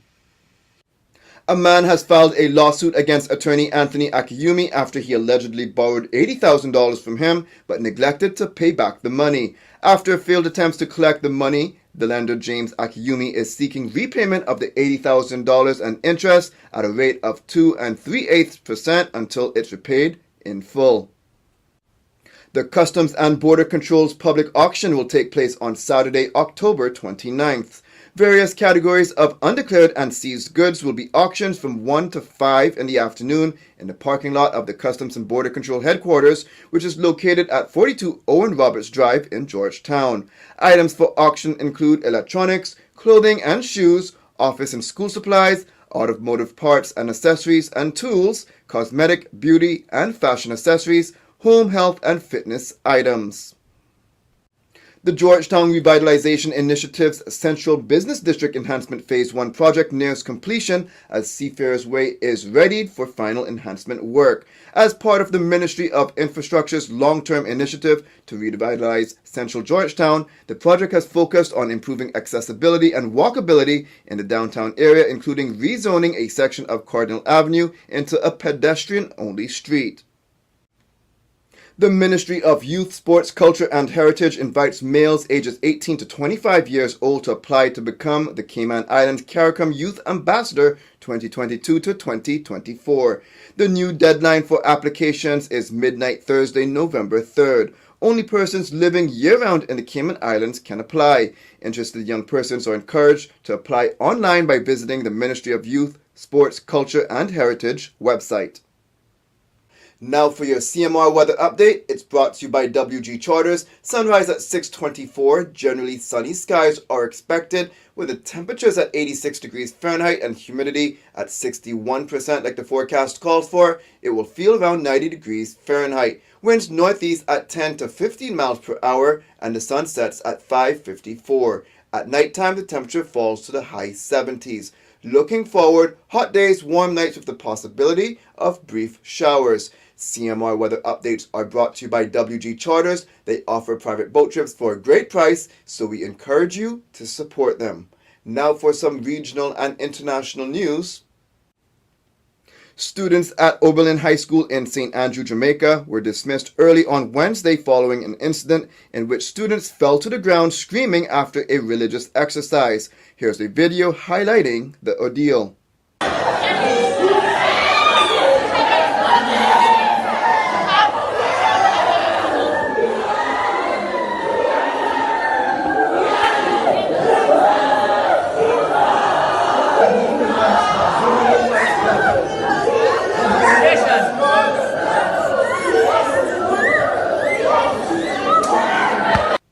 According to reports, it began after a teacher was preaching or praying and began speaking in tongues. Some are calling it a demonic attack. Several Jamaican immigration officers at the Passport, Immigration and Citizenship Agency called in sick and chose not to report for duty amid issues with the handling of the interdiction process, special allowance, and alleged mistreatment. There have been delays at the Sangaster International Airport as immigration officers have joined their Kingston colleagues who started the industrial action. Some divisions affected include shipping, deportation, border management, and extension of stay. Clorox has recalled 8 Pine-Sol multi-surface cleaning products, fearing they may cause harmful bacteria that could cause people with compromised immune systems to become ill.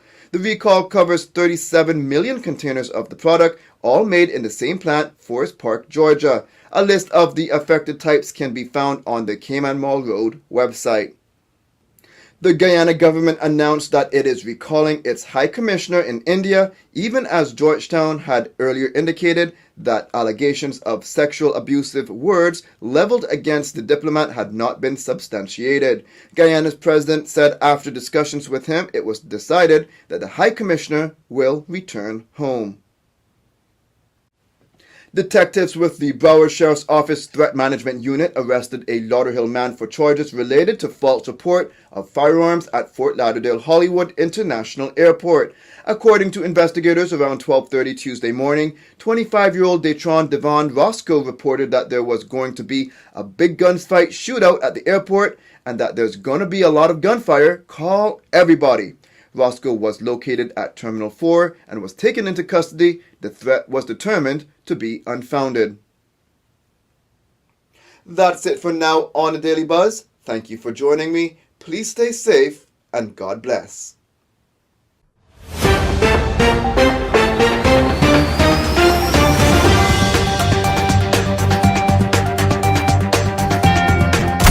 Thank you for tuning in to another episode of The Cold Hard Truth on Bobo 89.1 FM.